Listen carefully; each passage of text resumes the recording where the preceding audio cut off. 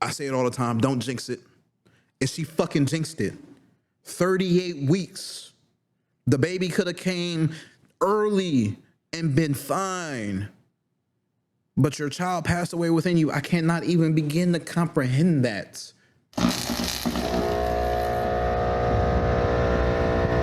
Yo, I hope these Reddit stories aren't like too much for you guys this episode, because they kind of are for me.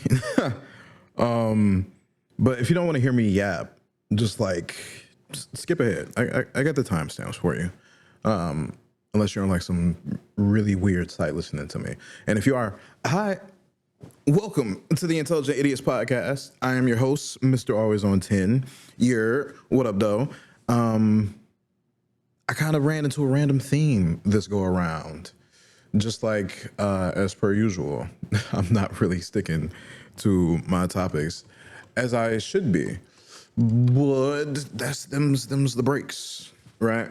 We're going with a bunch, or very strictly, only stories from the subreddit Raised by Narcissists. If this is your first time listening, watching, enjoying, this is a Reddit story reading podcast, and I am a yapper, especially when I take my medicine, because boy, what the fuck is going on with me? But at the same time, what's going on with the drip? You see the hoodie? Every single episode, I gotta put that shit on. Even if I'm in shorts, because I'm in the house. Because, like, why get fully dressed up when y'all can just see it? Y'all can just see it. I feel bad for you if you ain't see the sneak preview of Core 4 for Bleach. I feel bad for you, because that shit was peak. It was peak. Ooh, God. It was beautiful. It's beautiful. I took the wrong goddamn exit off the freeway, ended up there late. So I missed, I want to say like the half of the first episode. So sad. So sad. But when the puppy releases, I'm going to be rewatching it again, sub and dub, because I can and I will motherfucking support. Ooh, man. I done lived a long life. Man, the manga originally came out in 2001. It's 25 fucking years later. They're finally just about to finish the anime. I would love for them to continue it, but nah, it's up to the author. It's up to Kuba. So, let's vibe out instead of just me yapping. We're over in r/Narcissists with a post by Breakfast Potato. If you were here for the previous posts, the previous stories, the previous episodes, you remember this particular user from the Don't Rock the Boat story.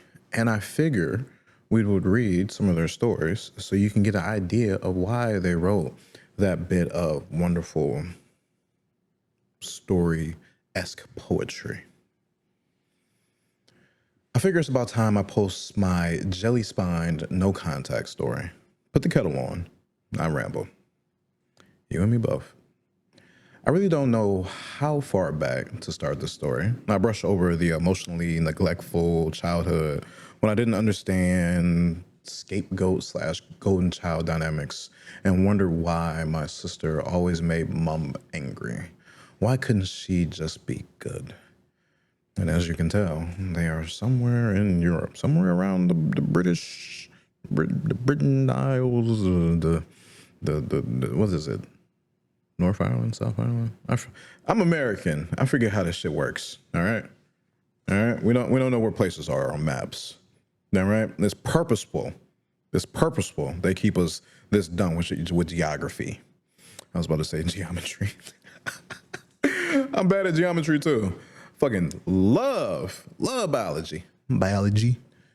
Fast forward through years of that's just the way mom is to hang on, this isn't right. Then I got pregnant. Time to put on my elastic-waisted, big girl panties and set boundaries. That's when I found you lovely people and got the support I needed to stand up for my unborn baby. I geared up for battle and it went meh. Like, I shouted as loud as I could, and nobody heard. Narcissistic mum sulked, then rug swept. I got what I asked for with an extra heap of guilt, but then it was all back to normal. Oof. I couldn't stand it. I read, I learned, I saw a psychologist, I practiced a million conversations in my head. That Christmas, I would go no contact, except I couldn't do it. So I read more, I learned more, I stopped replying to texts for days. I didn't invite her to my son's first birthday. I practiced a million more conversations for when I would see her at the next family Christmas party. I couldn't even look at her. I kept my eyes on my adventurous toddler and completely ignored her. There was so much I wanted to say, and my brain shut down. I felt like a small child. If I didn't look at her, she won't see me. She was sitting next to my 13-year-old niece, the granddaughter she hardly sees because my sister does have a shiny titanium spine. But sister wasn't there. Narcissistic mom started her usual shit, tearing niece down, criticizing her choices, planting seeds of anxiety, like a loving grandma does. Guys, I couldn't move. She was hurting this person I love, and I couldn't protect her. I listened to her spewing poison at my niece the same way she did to my siblings, and I was just as powerless as I was back then when I was little. And I wasn't the only one. There were 4 other adults there. None of us did a thing. That's how normalized her behavior has become. Someone suggested a cup of tea, and niece jumped at the chance to make them. Uncle wanted... everybody sucks. Uncle wanted to take a few of us, but not Narcissistic mom, for a drive to see a local thing. She cornered me while he got the car out. Narcissistic mom, in her most pitiful woe is me voice. You should call me more often. No, I'm terrible at these voices. Me, struggling to unfreeze vocal cords. No. Narcissistic mom with her puppy dog eyes. But why? What have I done? This was the moment I spent nearly 2 years going over and over in my mind. The moment I would confront her with all the horrible things she'd done and was continuing to do. The moment my spine would blind her with its shininess. Me, doing the best goldfish impersonation. You're really negative, all the time. Yeah, that was it. My big moment. Narcissistic mom, looking like a kicked puppy. It doesn't have to be this way. And I looked at her, standing there so pitifully. Just a poor old lady who wants her kids to call home more often because her health isn't the best, you know? And fuck that. Fuck that sideways with a cactus. This woman was just minutes ago insulting my niece, the sweetest girl I know. She abused her children, her family, and was going to continue with the next generation. And nobody will stop her. I can't stop her. And now she's trying to manipulate me? That's just the way she is. And that's just the way she will always be. My uncle pulled up in his car. I looked at Narcissistic mom. It doesn't have to be this way, but it is. And we drove off. Me trying not to cry with the sun glaring into my eyes. These stories may either be satisfying to you to a degree today, or they may be upsetting and frustrating and make you angry, like it does for me. I get family dynamics, parent dynamics are difficult, but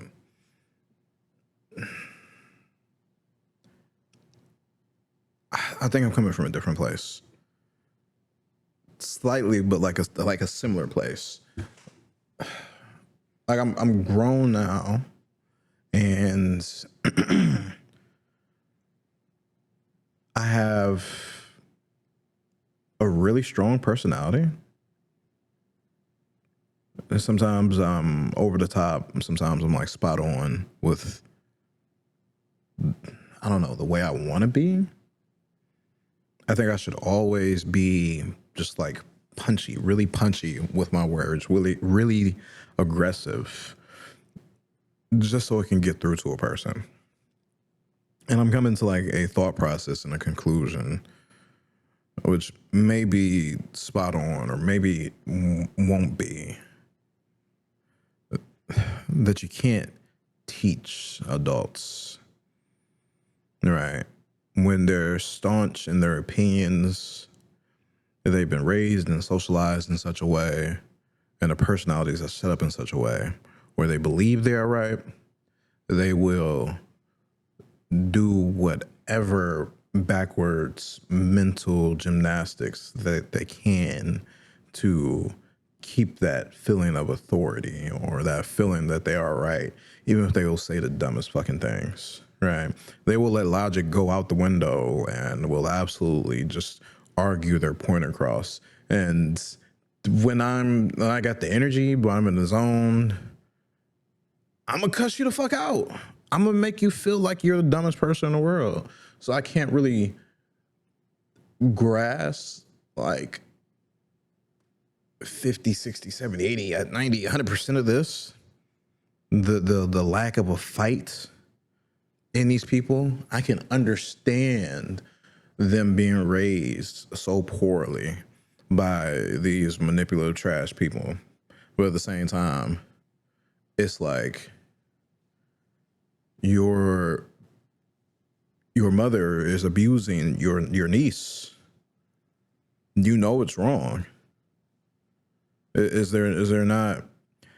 There's no defense, let alone there's no defense of the niece, of this child who can't protect herself, let alone a lick of fight in you to neutralize, to fight. I can't even think of any proper words because I'm such an aggressive person. It's like, just punch her in the fucking face. A lot of people just need to get punched in the face.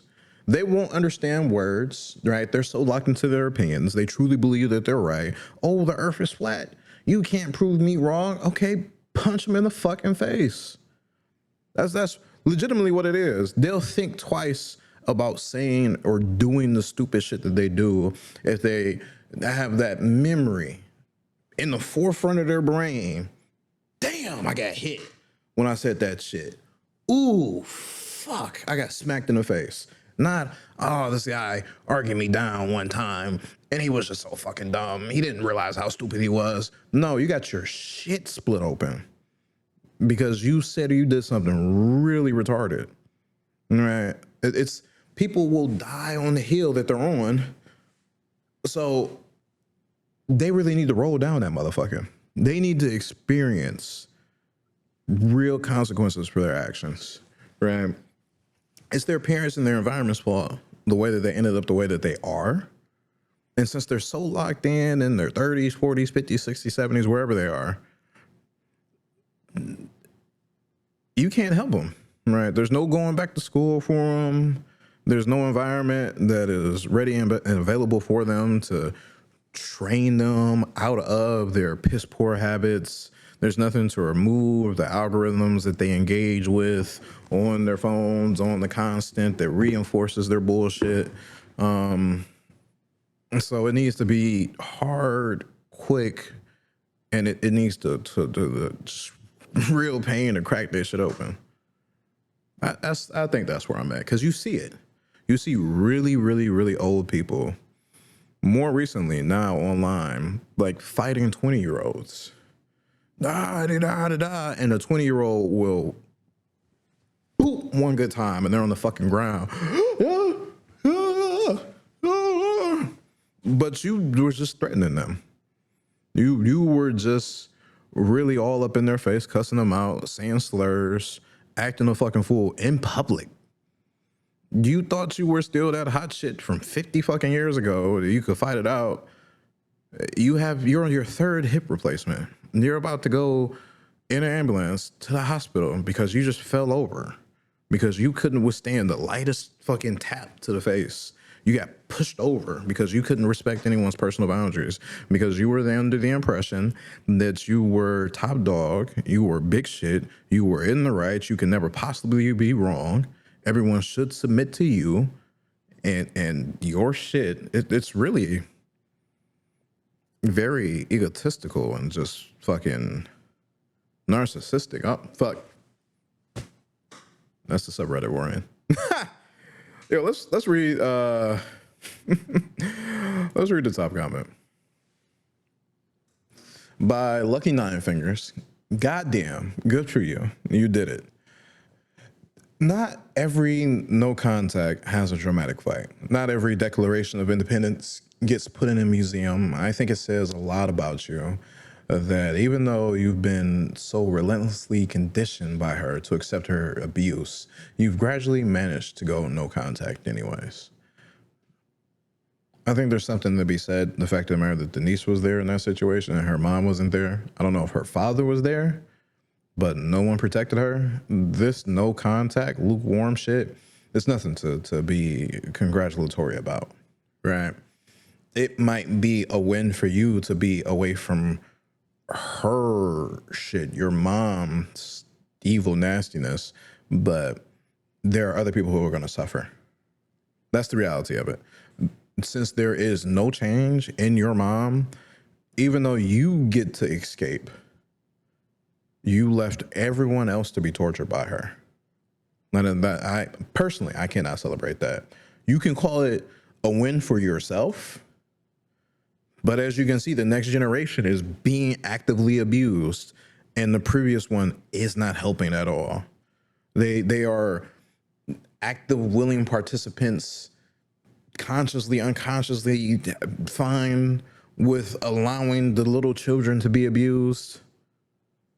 It's a fuck no for me, dog. That's why I said everybody sucks. Even though it's not that kind of subreddit. Everyone, nah. Except the little teenager, right? The little niece. She ran away the first chance she could. And you see, she's running. She's running. All you are in the house with the mom. Here you are finally able to run away as an adult. Go no contact. Cool. But you didn't even tell her about herself. Forget my ultra violence, right? Forget my smack him up in a video game. She doesn't even know what kind of shit person she is. Some random motherfucker in the street or in the grocery store might tell her, hey, you're a piece of shit. That means nothing. If she heard it from every single one of her kids and all of her family members, that might mean something. You made the don't rock the boat post, right? This is yours, super crazy viral. And I know this story is old, right? So you learned a lot, but it's the actions that's the requirement. Getting everyone away from and out of the shit situation, having the shiny titanium spine that you think your sister has to fight against them all is what's necessary. Everyone needs to be grabbed by their hair and tossed into their own proper places. Let me continue reading this comment. I'm so locked in. Quoting OP, it doesn't have to be this way, but it is. You should be proud of that. It's good enough, damn it. She doesn't deserve your hours of explanations anyway. She wouldn't listen. She'd only argue. You keep those for yourself. Those are for your younger self. You're defending the child you with those arguments. Your narcissistic mom doesn't need to hear them. She hasn't earned it. It would... Let me keep reading. You can go no contact quietly. You keep yourself and your kids safe. You managed it against all odds, and you're free now. Congratulations on your no contact. And Nopi replies to that. Thank you for that. That was just what I needed to hear. I might not have the most eloquent statement, but the words didn't matter. That was the first advice I got from here that really resonated. There are no magic words. There's no way to phrase a boundary to make the narcissist accept it. There are no words to explain your feelings so the narcissist will understand. The words didn't matter, but saying them meant everything.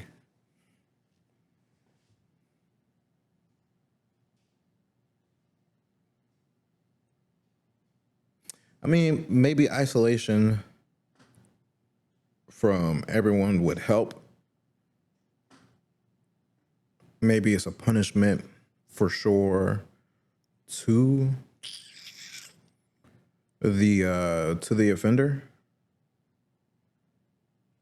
I don't know. I'm not a therapist. Right.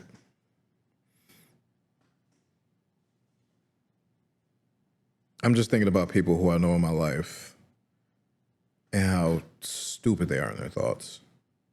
Right. Correcting them. And again, they will use any logic flip, even if they think what they're saying, if it came out of someone else's mouth, is the dumbest thing. They will absolutely say it. They will break what they just said, their own statement, their own point. Say the opposite, just so they can argue down that they're right. I will see that shit happen in real time. I will argue against it in real time. And it is the dumbest thing. And they will run away after that. They will actively run away. But again, I got that fight in me. If I got the energy, I got the time, if it upsets me enough, if I'm frustrated enough, I will argue them as they run away. I want these people to feel like they're the dumbest people in the world. I want them to be upset, not grasp and understand.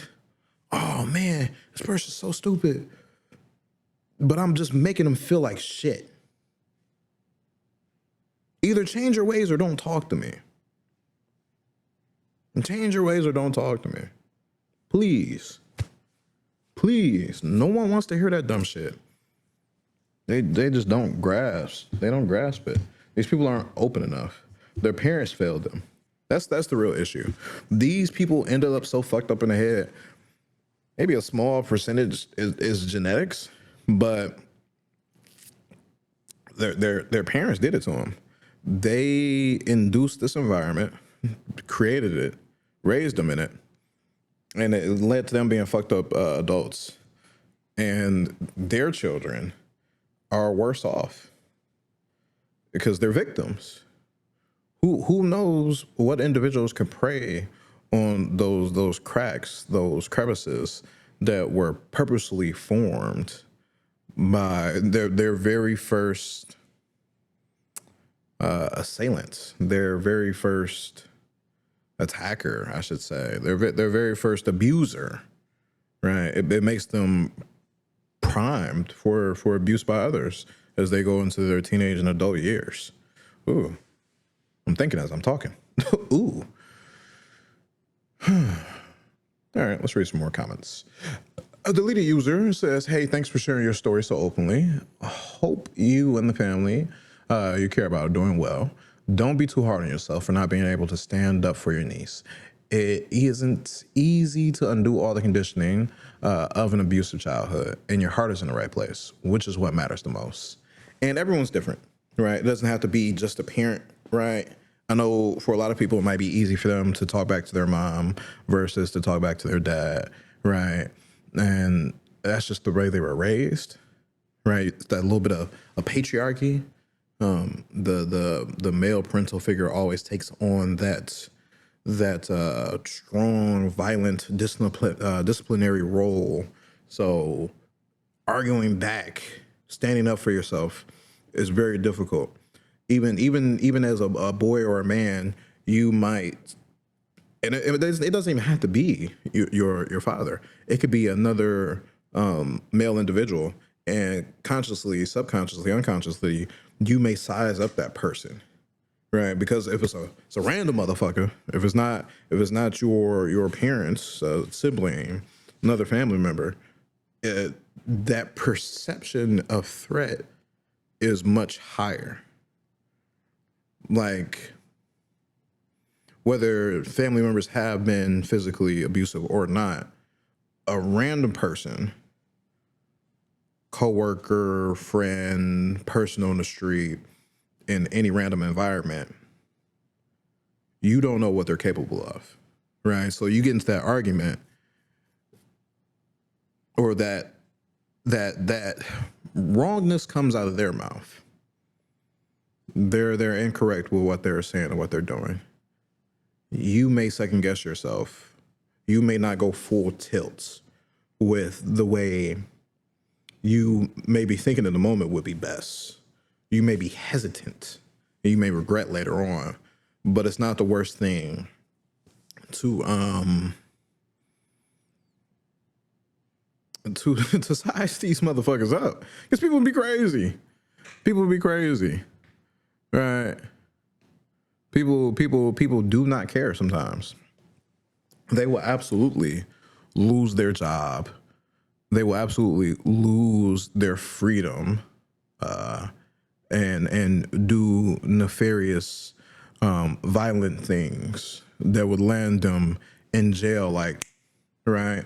And then you have lost part of yourself, or you're just gone. So standing up is always right. It's about how quickly you can figure out the best path to do it. Regret is a hell of a thing, but pure inaction will absolutely lead you to regret the most, compared to not being full on 100%. What OP did in this story to me is like a good 5-10. It's a me out of 100. It's a 10 out of 100. If that went right over your head. And me, I'm Mr. Always on 10. So that's immediately like 105 out of 100. And sometimes that might not be the best. Especially if you want to change behavior, if you want to educate, if you want to change something. But if you just want a bad situation to stop, like this grandmother going after her granddaughter. This is OP's niece. This is her sister's daughter, where her mom is not here to stand up for her, to stop the bullshit. A 5 out of 10 is nothing. I'm sorry, a 5 out of 100 is nothing. A 10 out of 100 is nothing. Really, technically, it's a 0, because she did nothing. She let the abuse happen to her niece. She was capitulate, right? She was technically an willing participant. If the niece grows up and she brings up this memory to her, it wouldn't be a good, fond memory of her auntie. Or her auntie. I'm not sure how they say it over in Britain. She would probably think negative thoughts about her. Here this person was, they didn't protect me. Right? And then this may have happened several times throughout the years, because she's 13. OP replies to, wait, did I read the story all the way? Did I read the comment all the way? Hey, thanks for sharing your story so openly. Hope you and the family you care about are doing well. Don't be too hard on yourself for not being able to stand up for your niece. It isn't easy to undo all the conditioning of an abusive childhood. Your heart is in the right place, which is what matters most. Yeah, therapy is necessary. OP replies, thank you. We're all doing well. It surprised me how deep the conditioning goes. I thought I could stand up to her, but the second I saw her, it's like a switch gets flipped. Do you want to delete your progress and revert to default settings? See, that I can absolutely understand. I might be going like super hard on OP, but I can really grasp and understand this. So I don't want to like just fully shit on her, or him, her, them. I don't know what their gender is. So I know no contact is the only way to go. I can't maintain any sort of relationship while she can press that button. And it's frankly not worth the effort. So I cut her out of my life, out of my son's life, and now I just have to get her out of my head. It's fantastic you got her out of son's life. That's the protection that the niece needs, 1,000%. I apologized to my niece afterwards. Oh, here I am. What did I say? I'm on 10. And she apologized to her niece. It hadn't bothered her much because that's just grandma. That's a no-no. She's strong enough to stand up to bullies at school, and her mom keeps the family. Oh, very low, no contact. Very low, no contact. VLC/NC. Very low contact / no contact. I'm sorry, guys. There are so many acronyms in these narcissistic posts I'm going to be reading today. My brain just might bloop, bloop, bloop. What does this mean? What the fuck? I had to Google a bunch of stuff when I was reading these the first time through.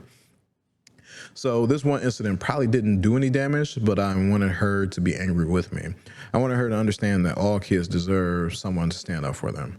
This one incident did do damage. It did reinforcing damage because she's used to it. That's just grandma shows you that the pattern is there, is being locked in, and she perceives that to be just fine.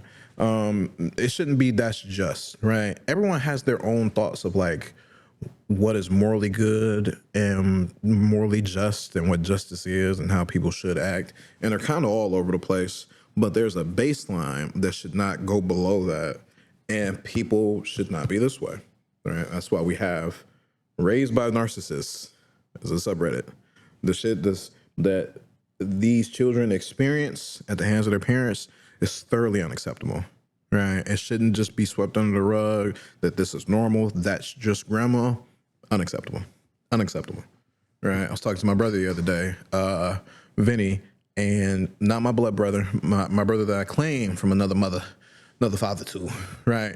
Known him for over a decade now, and we were talking about how his mom did such a great job, sacrificed as much as she did, and gave up everything she possibly could so she could take care of him, raise him, give him all the toys and the stuff that he wanted, and it was still like that poverty aspect that they lived in, living within the hood. And I grasped it and I understood it, and we kind of came to like a little bit of contention because I said that's the bare minimum.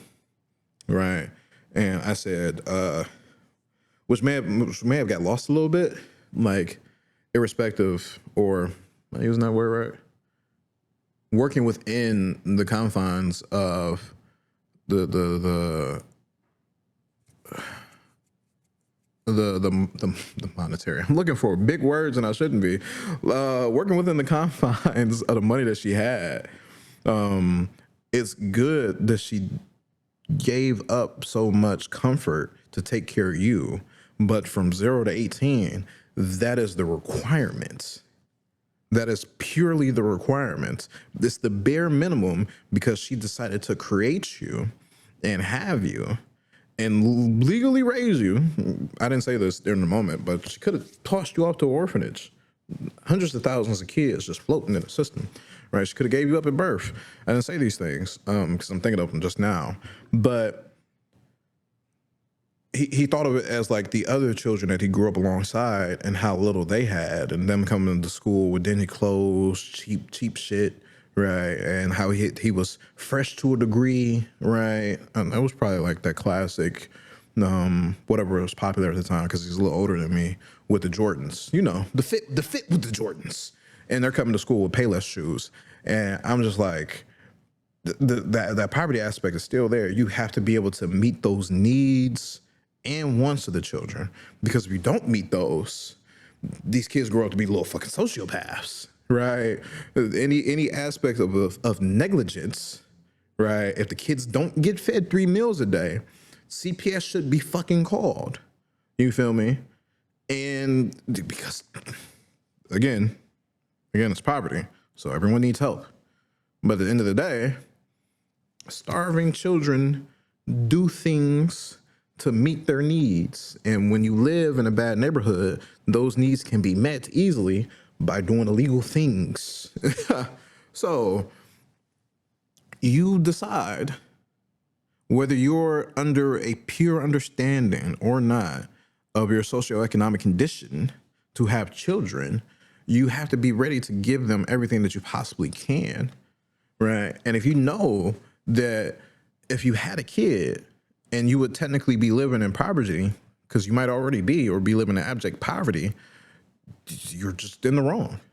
It's a bare minimum. You can go above and beyond. You can get your kids in private school, tutoring lessons. You can have them in 4 fucking different sports every single season, right? You can get them. I don't even know how you would like tie monetary value to like the best of memories possible, because it's just getting shit and going to do things. But truly being there for your kids when they're home, speaking with them, making good memories with them, indulging in the things that they want to do, and helping them grow and grasp and understand what they're capable of, what should I say? Bigging them up and everything, being their biggest supporter, right? And not being, well, shit, emotionally negative or neutral. I think that goes to like above and beyond, right? I'm doing a piss poor job at explaining, but to some people that might also be the bare minimum. what do you guys let me know what you think? What's above and beyond? What's an amazing parent? Because again, paying to have a roof over your kid's head, buying them clothes and the toys that they want, bare minimum to me. Bare fucking minimum, right? If your kid sits in a little room on a little mat and they eat twice a day, matter of fact, let's say twice a day, because they go to school and they can have breakfast and lunch, and they ain't got shit when they come home, I could imagine them being rabid fucking adults, rabid teenagers, rabid kids, right? They're like Dexter running around, twisting cats' heads off. Let me, let's go to another story. There's so much, I'm just yapping. It's been 30 minutes, bro. Let me go over here. Let me go over here to another story by Breakfast Potato, because there's two more and they're short, so they're kind of like updates but not really. No contact doesn't create happiness, it creates space. We're over in the r/just no mother-in-law subreddit with this post by Breakfast Potato. I was stumbling around the internet and came across this article, and I cannot link you guys because this post is old and that article doesn't exist anymore. It was written for romantic relationships, but struck a chord with me after going no contact with my mother. Breakfast Potato, our OP, original poster, reads an excerpt from this. And this is dope. Staying with the wrong person won't make you happy, but leaving the wrong person also won't make you happy. Leaving the wrong person doesn't create happiness. It only creates space. And that space can be filled with any possible thing. At first, there will be sadness and loneliness, then restlessness, and then maybe, eventually, hopefully, a form of happiness. But at first, you take your slight daily misery of being with the wrong person and you ratchet it up so it becomes an acute daily misery of mourning a relationship that has ended. You have to be able to break out of that. That's what I'm saying personally, not what OP is saying. They go on to say, and because I want to share with people who understand, yesterday I had an amazing early Christmas with my family and nobody invited mom. She didn't even know we were in town. I feel bad for the fallout when she finds out, but I'm trying to recognize that as misplaced guilt. The grounded monkeys were thankful with beverages of their choice. Not flying monkeys, grounded monkeys. And that's the thing. This is it for, because this was read from a romantic relationships post. And this could be for all aspects of your life. When you remove somebody from your life, it's going to feel empty because they were a small to large part of your life. They were a friend, a coworker, an online social media friend, a family member, maybe even a parent or a sibling. But they filled up this much of your life. 1 minute a day, 5 minutes a day, 10 minutes a day, an hour a day, 2 hours a day, 3 hours a week, 40 hours a month. And they were a routine. They were a part of your life. So when they're gone, it feels empty. I felt this before. Losing co-worker friends, right?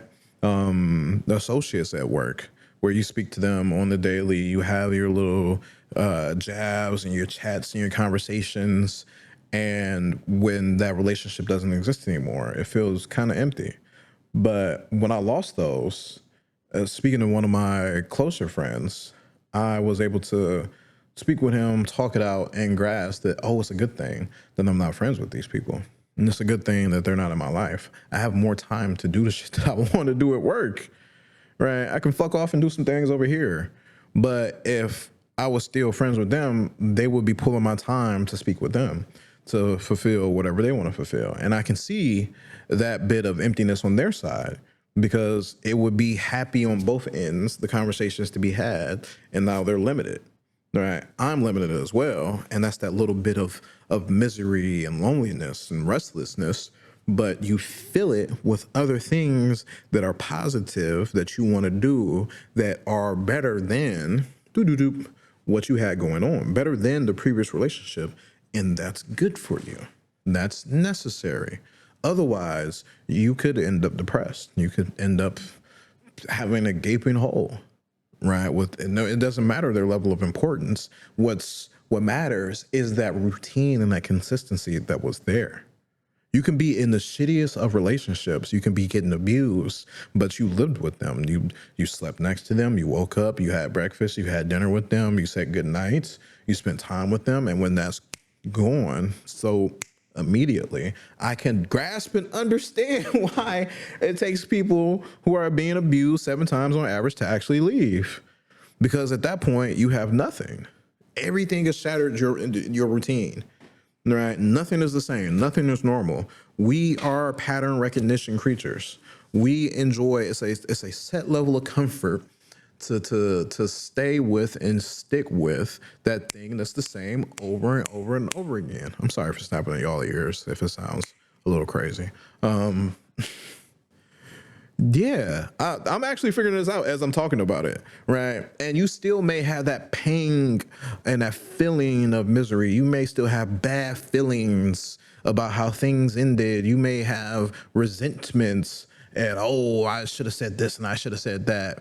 But if you can absolutely build new routines, dive into good things, into your work, into new habits, into new hobbies, get new friends who are better than the old ones, right? Go out, do new things that you always wanted to do, things that you always wanted to try, that would be good.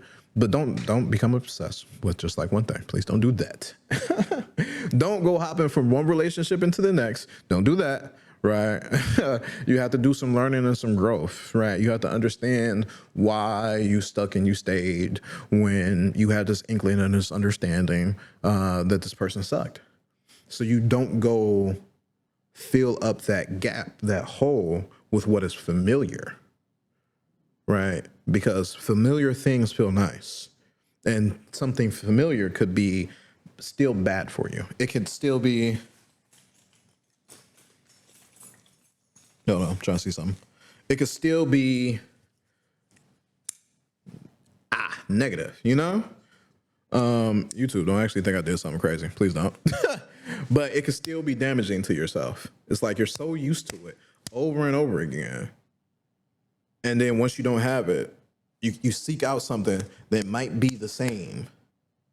Maybe a little bit worse, maybe less worse, but it's still bad. So you have to come to an understanding and grasp why you have those people in your lives and why you shouldn't. And especially for people in relationships, you have to find those aspects of those people unattractive. You have to switch your thoughts and your brain chemistry around, honestly, so you don't get with somebody else who's also shit. Yeah. I can't believe I just thought that out as I was talking. That's like crazy. Oh man, I'll read the top comment from this post by a deleted user because there's nothing crazy. This post only has so many comments. No contact creates space. I will add, no contact creates safe space. We were not safe around the just knows. I'd rather be unhappy and safe than unhappy and unsafe because of the just know. We have paid our dues. We do not have to take shit from them anymore. No contact from my just knows makes me happy. And again, just know mother-in-law. It could also be just know father-in-law as well. So just knows are just those shitty people you don't want to be around. And let's read the next post by Breakfast Potato. Woo, breaking the cycle. We're back again in Raised by Narcissists, r/. I don't have a lot of memories from when I was little. One of my earliest memories was hurting myself when I was around 3 and then being in pain, alone, in the dark that night. Last week, my 3-year-old son fell over on the concrete while I was hanging up washing. I dropped everything and ran over to him. He got scrapes on his knees and sore hands. Painful, but not serious. He's been showing me his scabs every day since and telling me how he fell over and mom ran.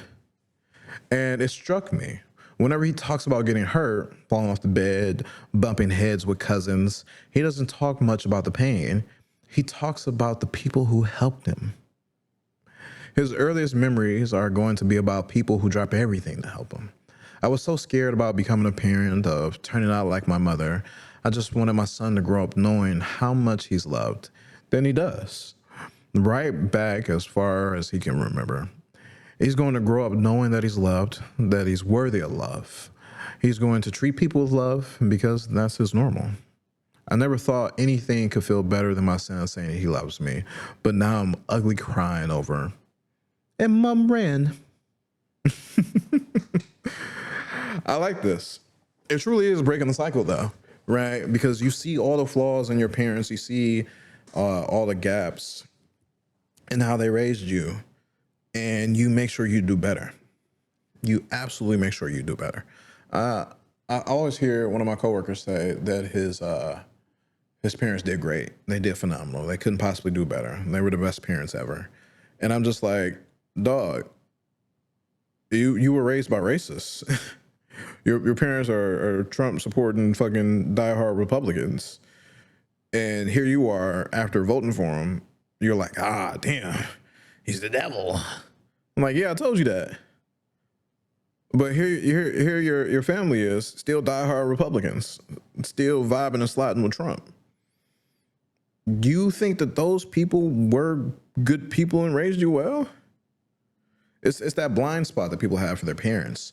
You can see that they took care of you. You can see that there was some sacrifice to a small to a large degree that they have for you. And you can understand where there were fuck ups, where they didn't do a good job, where the circumstances of their situation, they could only do so much. And you can absolutely grasp that and do better for your kids. It's good to be able to acknowledge that. No one's perfect. Don't let people denigrate your parents. Never. You love your parents. Don't let them, oh, your mom's a fat. Nah, crack their head open.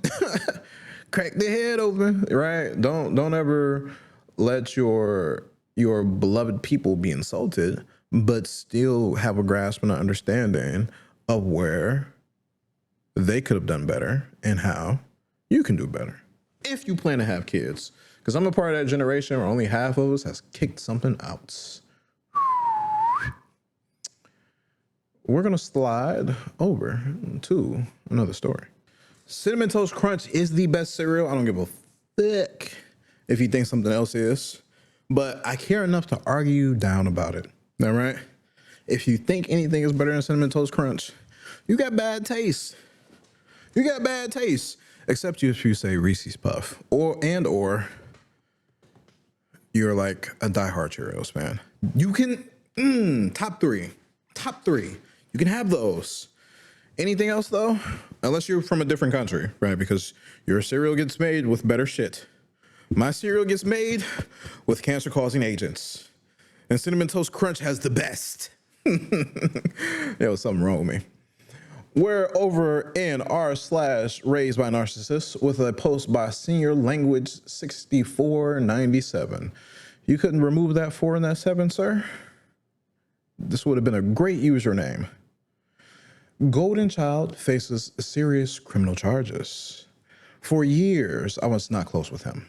My mom had no protective instincts over me and even left me in dangerous positions in my younger years. Meanwhile, the golden child stayed at home until age 52 and is still there. Never had to learn anything about the world other than my mom telling him how scary it is and encouraging him to never leave her house. Only jobs he's ever had were multi-level marketing scams and schemes. A red flag went up during COVID, and when I was at their house after staying away for years, he was in the other room trying to sell ventilators to Serbia. Super sketchy. Whatever it was didn't sound like an actual job.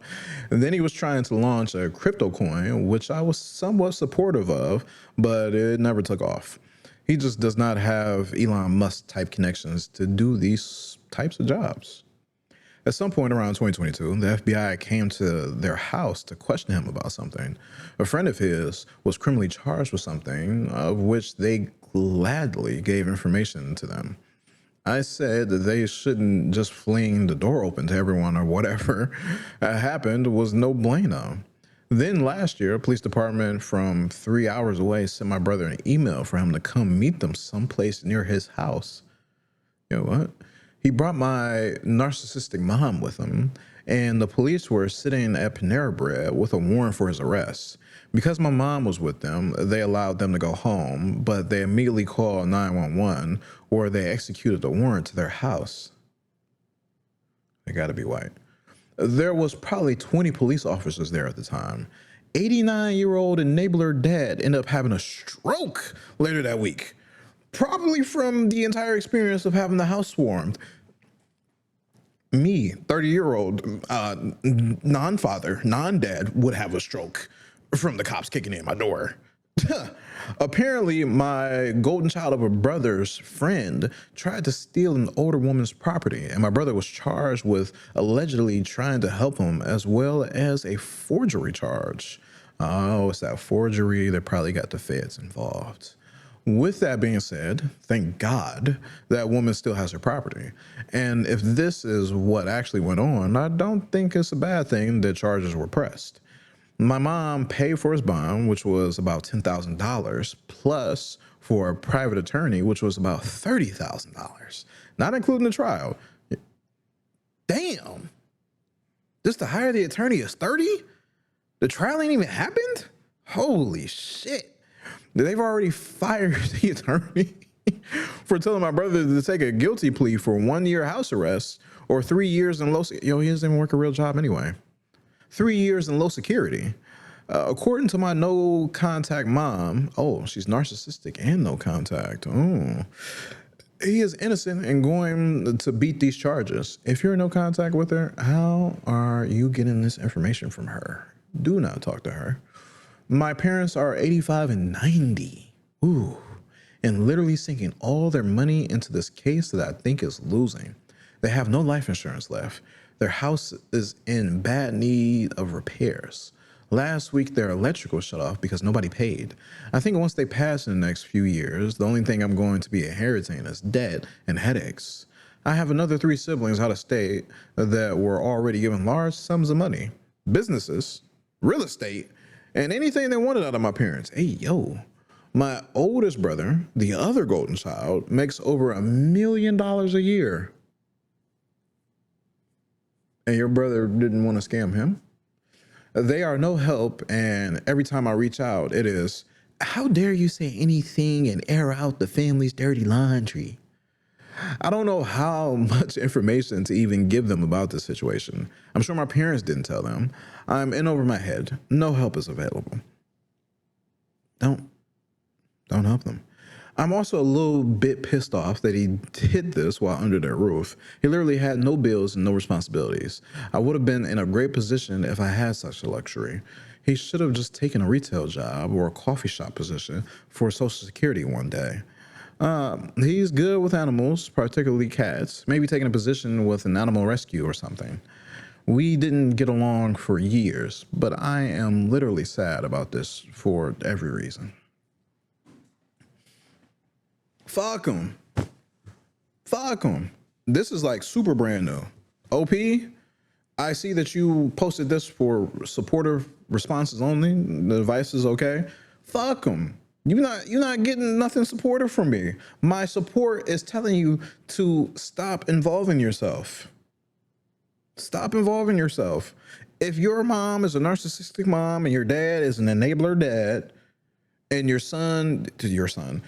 have 2 golden child brothers, and one is a felonious criminal, soon to be behind bars for probably 6 to 9 years for this forgery bullshit, trying to steal people's property, right? Real white collar crime shit. So he might also get off scot-free. But at the same token, his boy is already locked up, getting torn up from the butt. So who knows?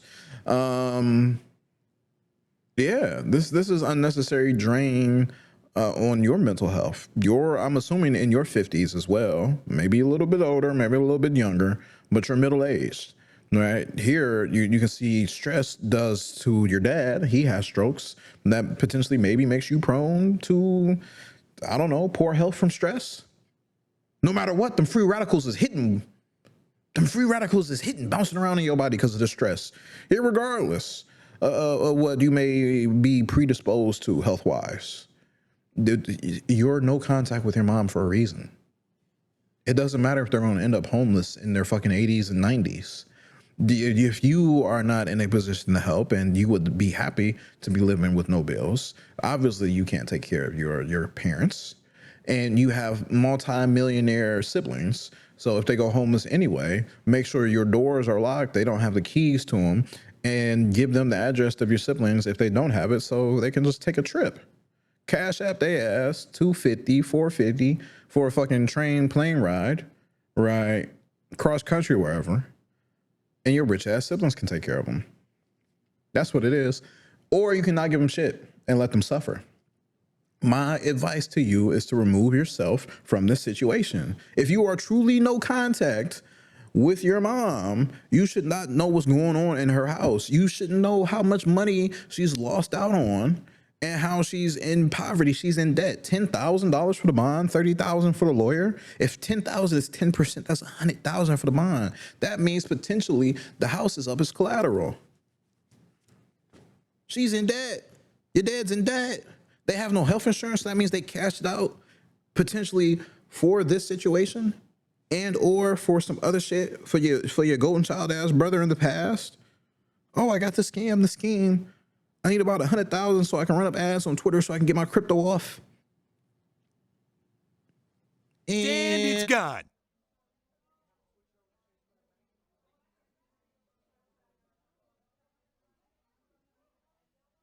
What? It's gone. It's all gone. Yo, top comment. Top comment. This isn't your problem, says J Kid with 449 votes. And it should not be your problem at all. It's best that you walk away from this entirely. Me and J Kid on we seen eye to eye. If your golden child brother was smart, he could have taken the guilty plea and in the worst case scenario, just have to spend 3 years in club fed. Why he refused to take a sweetheart deal, I don't know. And if 3 years low minimum security is the plea deal, 3 to 9 probably isn't even the shit. I don't even know what Fed time forgery is. I don't even want to look it up. Because then the feds might be like, yo, what is he doing? Oh, I don't like what he reposting on Twitter and Instagram. And oh, he's a radical, lock him up. And then I'm doing 35 years because I decided to Google some shit. Nope. OP replies to J Kid, because my narcissistic mom told him not to. He'll never get a job again if he does that. She's the all-knowing one. Ma'am, he never had a job. You know too much. This shit is not your problem. Shit is not your problem. Ooh.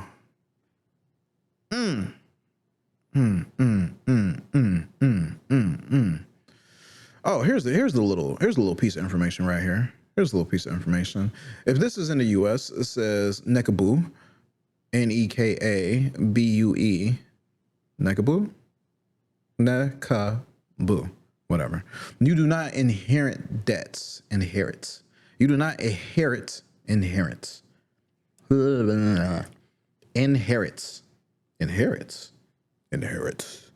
You do not inherit debts. Fuck it. That sounds weird. Creditors filed to get their debts paid first out of the estates. OP would then inherits. I'm saying two different words on accident. Inherits. OP would then inherit from what's left, if anything is left. There we go. So OP saw this. Yep. That's a good thing they saw this.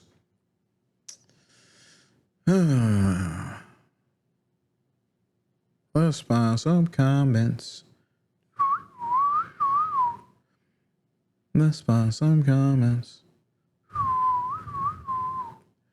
Let's find some comments. Let's find some comments. I'm reading these comments from OP. I'm not gonna lie, they're boring as shit. They're boring as shit. The rest of these comments are kind of boring. All right. Which is like random small bits of information. Like, I don't care that you have one sister and 3 brothers. It's cool. It's not cool that they got the free rides and all the good free shit, millions of dollars and houses and full rides and whatnot. And you got nothing. That should like be more of a reason that you go fully no contact. Because here you are talking about what your mom says. And here you are knowing everything that's going on in your mom's house and your mom's bank accounts. It sounds to me like you're in full contact with your parents. You can call it no contact, and I can say full contact. We're meeting at the middle, and you're low contact. But I don't know what's going on in my own parents' bank accounts. I don't know how much money they got and how much the exact number of their debt is and how much they paid to lawyers. And I see them all the time. I just saw my dad. I'm about to go see my mom tomorrow. The fuck? I'm in full contact. You're in super contact. If you don't want to be in contact with your narcissistic mom and you're an enabler dad, block them. Block them. Stop talking to your piece of shit siblings too. They rich as fucking you not. And they not even helping you. Your millionaire brother wasn't like, sis, let me hire you. 6 figures off the bat. You can just come fucking clean my cars because I'm a millionaire. Like, bro, fuck. If I had $1 million, all my nibblings, free college, my sister paying her house off, my mom buying her a crib, my dad buying him a crib, and damn near all the adults in my life piss me off. My parents piss me off. Hi, mom. My sister doesn't piss me off, but we don't talk like that. my nibblers don't count. They're like fucking kids to me. Except like my oldest niece and nephew. They're grown ass in their mid-20s. They're in their mid-20s. If they piss me off, I flick their fucking foreheads because I'm their uncle. But yeah, I couldn't imagine being a millionaire and my family not taken care of.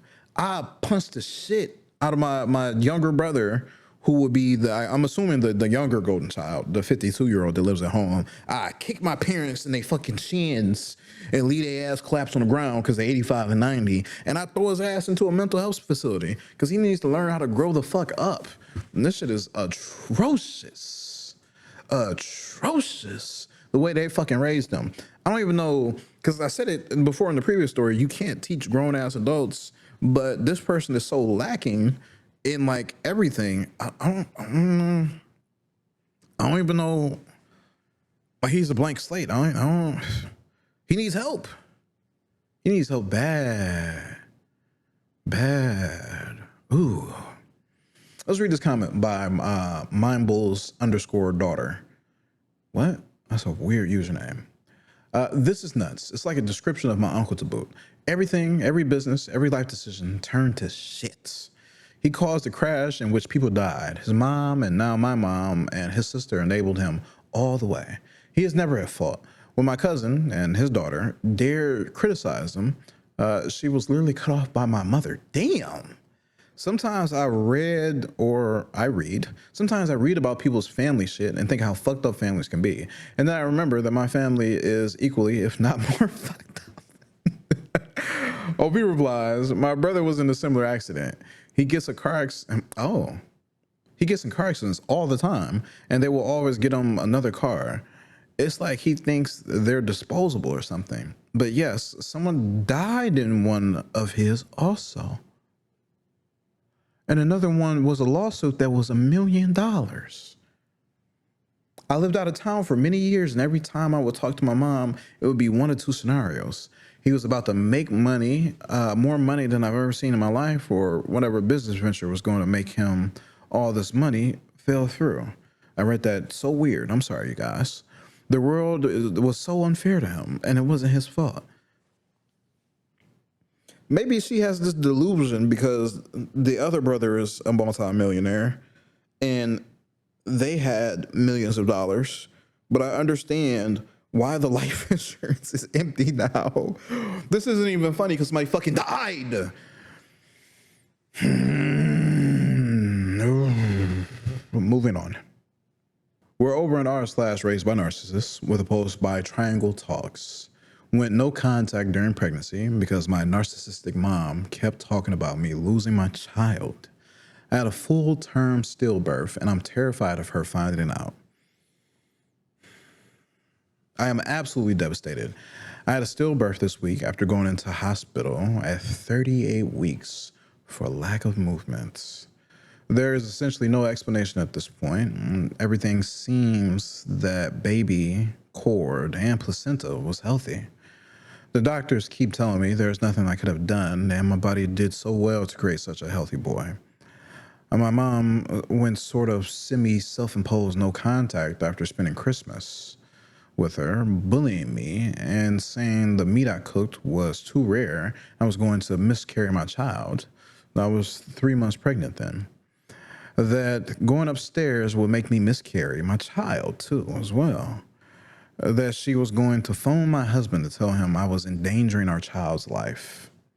At 5 months after my sister gave birth, she walked out of the house one day when she was staying with us, where we were there to look after my nephew.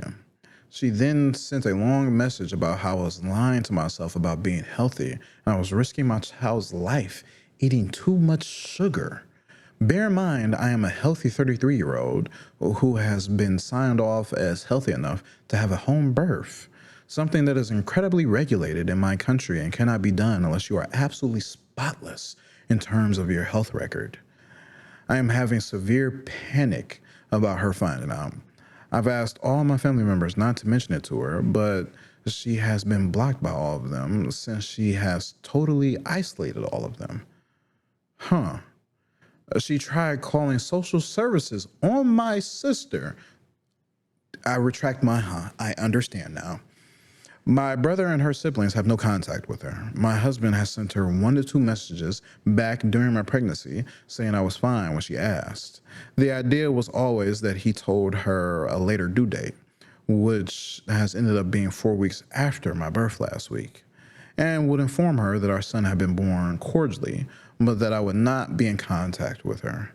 She has already texted him saying she sent something for us, even though she was not there for me in my last 4 months of pregnancy.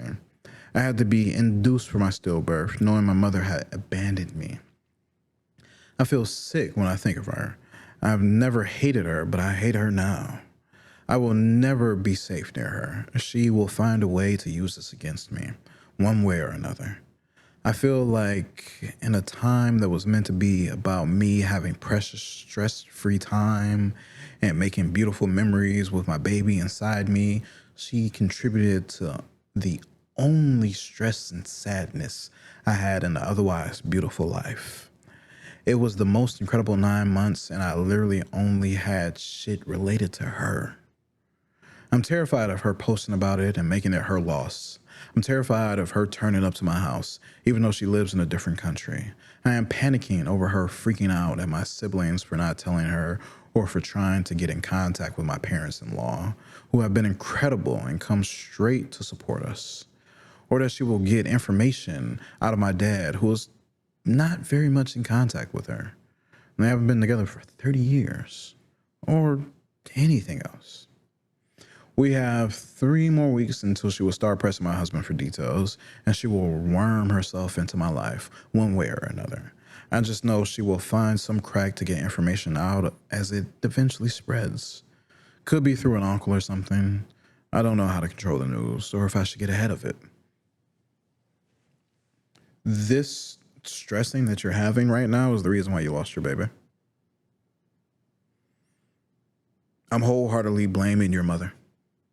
Wholeheartedly.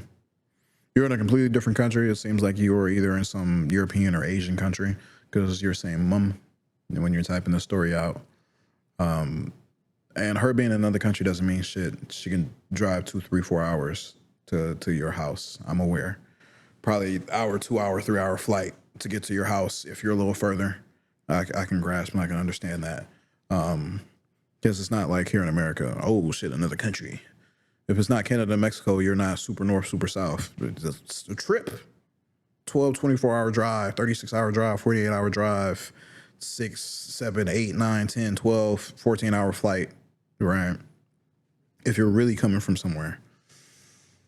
So that becomes an arduous task of taking days off work and spending hundreds, thousands of dollars, well, not thousands, but if you got to get a hotel, motel, it can get up there. I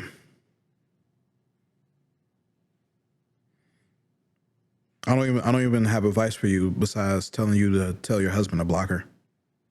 I don't have any advice. You tell your husband to block her, and you immediately get into therapy with your husband. Separate. He needs his own separate therapy, and you need therapy together.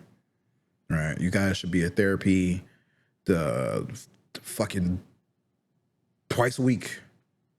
Twice a week, because you go on Monday, he goes on Monday, y'all go together on Friday or Thursday, and y'all back at it again on Monday. Monday, Thursday, Monday, Thursday, Monday, Thursday, Monday, Thursday, Monday, Thursday, Monday, Thursday for an entire year. Couples counseling here and there as well, right? So your relationship doesn't break down, because it's the most fundamental thing. You enjoyed your pregnancy so much. You wanted to have this child with your husband. I don't know if you have other kids, right? The realities are, based upon what your doctor said to you, you were in perfect health, and the only detriment, potentially, possibly, that you're aware of is the stress on you caused by your mother saying that your child was going to die, and then your child fucking died. She said you were going to have a stillbirth, and you had a stillbirth. I'm blaming her. You should blame her. You should never talk to her again. Your husband should never talk to her again. No one in your life should ever talk to her again, right? I'm not a religious person, right? Supernatural shit, I have to see it to believe it, but I'm believing in the jinx. I say it all the time, don't jinx it. And she fucking jinxed it. 38 weeks. The baby could have came early and been fine. But your child passed away within you. I cannot even begin to comprehend that. I cannot even begin to comprehend that. I was born early. I had to be in the fucking oven for like an hour because I was just a little too soon. Wrapped a little motherfucking umbilical cord around my neck, had to get cut out. But I'm here. There are so many people who lose their children, their babies, their fetuses because they're so young, they don't even realize it.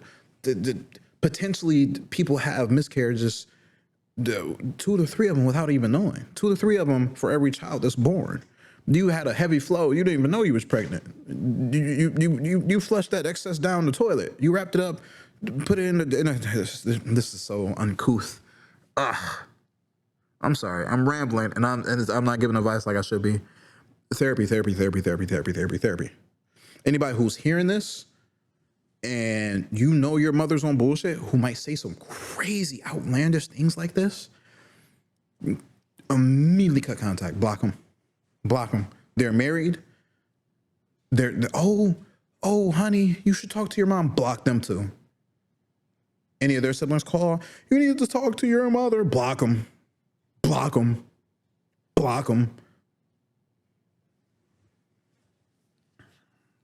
I am so sorry for your loss. I am so sorry for your loss. If you want to go the full 9, you can investigate all the different things within your home. You can do any kind of test of the air and the water and any different foods that you may have been eating on the regular. See if there's any contamination within the farms, the farm animals. I can't even get my words out. Any recalls. You can see about any pesticides, because if it wasn't your mom that caused the stress, and I'm like 100, well, your mom caused the stress. If it wasn't your mom stressing you out that caused the stillbirth, and there is potentially something causing health complications to you and your husband in the house, it needs to be removed. And those people, entities, businesses, companies need to be sued, right? Because if, say, you had furniture in your house that leached lead into your body and you happen to sit on it in short shorts, and that's what it was, that then the placenta absorbed the lead into the baby's body, and that caused the baby to become stillborn, then that entire company needs to cease to exist solely for the fact of the matter that they sold several other couches, hundreds of other couches to other people. To other people. Other pregnant women. Other families. Kids are sitting on it, dogs are sitting on it, people are getting sick without knowing. Right. Justice needs to be had for yourself. And if other people are being harmed, justice needs to be had for them as well. And that simply starts with removing anything possible that could have harmed yourself and your baby, starting with your mother. Tell everyone in the family, no one is to mention anything about you, your child that has passed away, your husband, anything that you got going on to your mom. Tell them that your child, if they get fucking bombarded by your mother, they are allowed to say one thing: my child passed away because you caused unneeded stress in my life. You killed my baby. I hate you.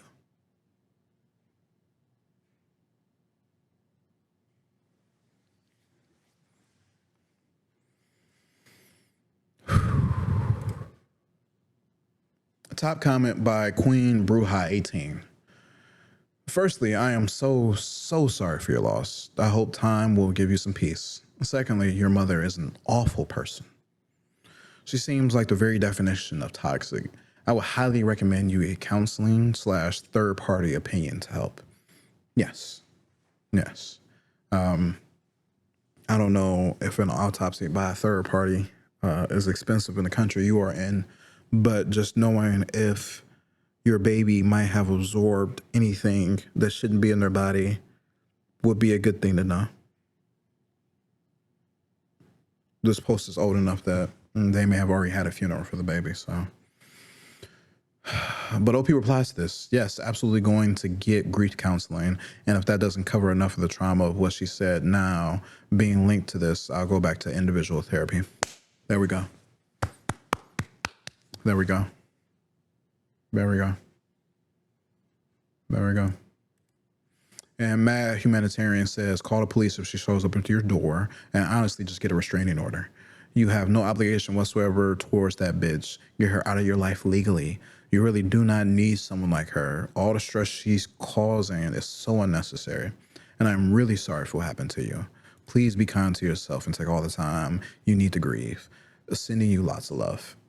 And depending on where you are, what state, what country, you have to look at your laws and how things go in court for restraining orders. Sometimes the person that you're going to restrain an order on can be in court with you. They will be on the opposite side. They will be next to you 10, 20 feet away, 5 feet away. I'm not sure. I don't go to court. I've been to court like once for a speeding ticket that I tried to get thrown out successfully. Not successfully. I got rendered no points and a smaller fine. Let me not cap. But the realities are, if you get the restraining order, you go to court, you may have to see that person. So calling the cops, yes, absolutely. Having your husband block her and physically keep her the fuck away from you, anywhere near you, so you don't have to hear her voice ever again for the rest of your life. Yes. I'm always suggesting ultra violence, but I don't want your husband to get locked up in this time where he needs you and you need him, right? I got something in mind like crazy. You had an amazing loss, and so did he. He will not be able to understand fully what you're going through since your baby passed within you, but he also needs help. So I can't recommend him fighting your mom and kicking her teeth in, right? Normally I would. I'm sorry.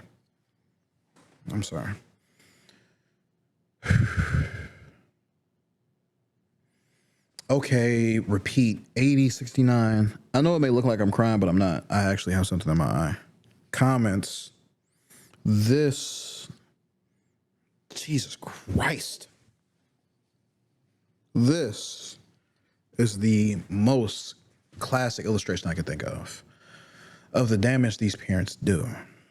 You're grieving one of the most traumatic losses a person can suffer, and your nervous system can't even get to that because it has all this panic about your mother to deal with. I think it might be hitting extra hard because this is a moment when, in a just universe, everyone would have a mother's shoulder to cry on. You have worse than nothing at all. In that regard, and my heart hurts for you. And OP replies, exactly. It's like I should be focusing on myself and my partner. Instead, the person I'm scared of is my own parents. This makes me sad.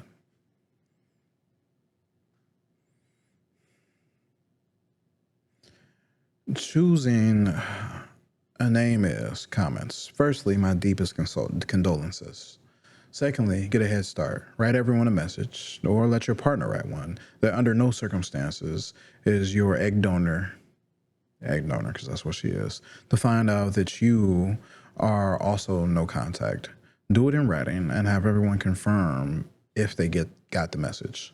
Block every single one who contradicts you. Yes, this is perfect.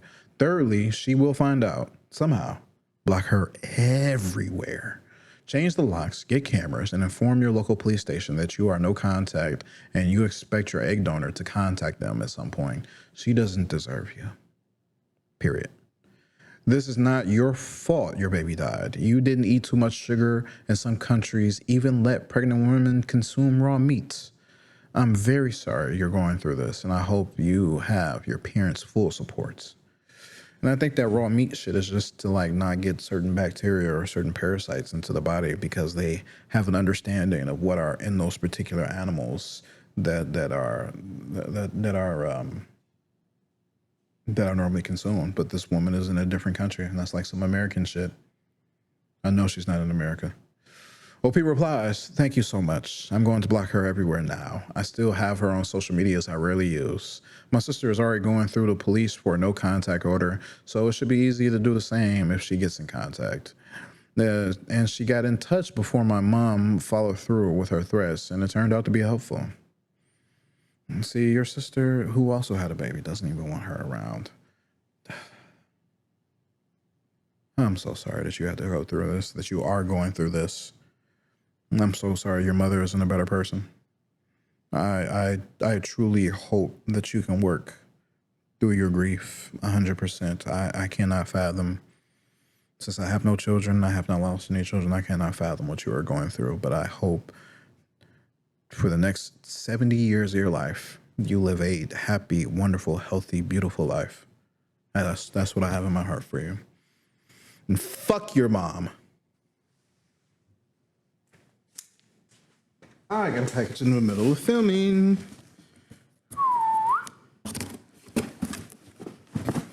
Shout out to B&H Photo. I've been having issues because my computer's old and my camera's new. I'm always shooting in really high quality, so I can't. Man, what is this, Amazon tape? I can't really edit super efficiently.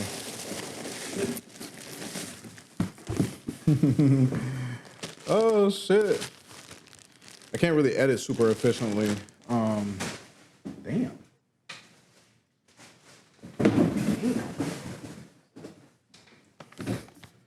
I can't really edit super efficiently as I want to. I keep repeating myself because I'm lost in the sauce. Is that on camera? If it is, who cares? Who cares? I'm gonna kick that off.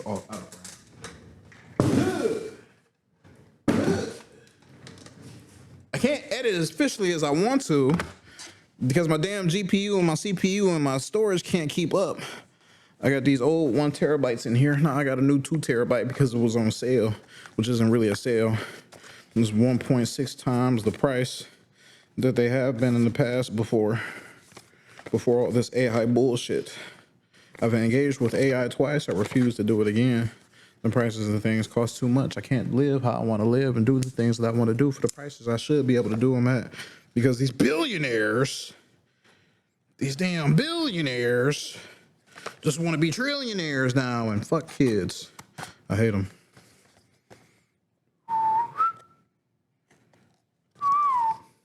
And as you can see, this puppy was brand new.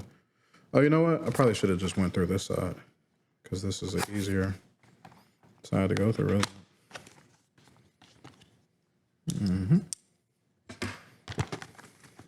We're on a side mission, guys.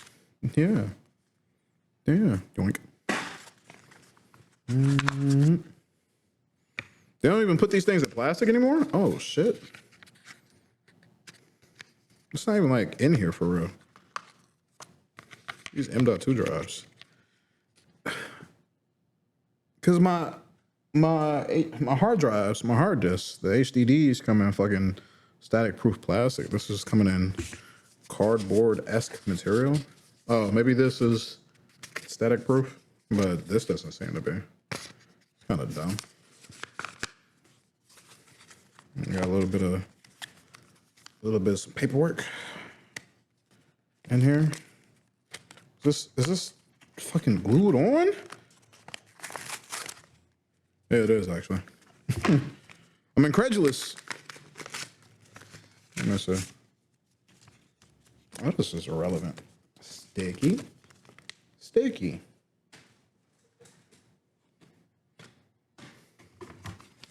Oh, no, let me stop. Let me stop. We're gonna put this over here. Yep. We got proof of me opening it. So if it's a lemon, B&H photo, you gotta run me my money. I want a 4 terabyte. I want a 4 terabyte hard drive. I swear to God, I'm gonna post it. I'm gonna post it everywhere that you gave me a lemon. No, let me stop. I vibe with B&H. I love when I went there this one time. Back when I went to New York a couple years back. That shit was a vibe. 2 stories tall. A bunch of nerdy ass people who don't really like to talk to motherfuckers. But they still gotta be salespeople. Yeah, I'm not that comfortable. I can hear the thoughts in their brain. I'm like, motherfucker, come vibe with me. I'm a nerd too, but I'm just in my social butterfly state because I took all my energy to come here. You're at work. You ain't got no choice. You're stuck.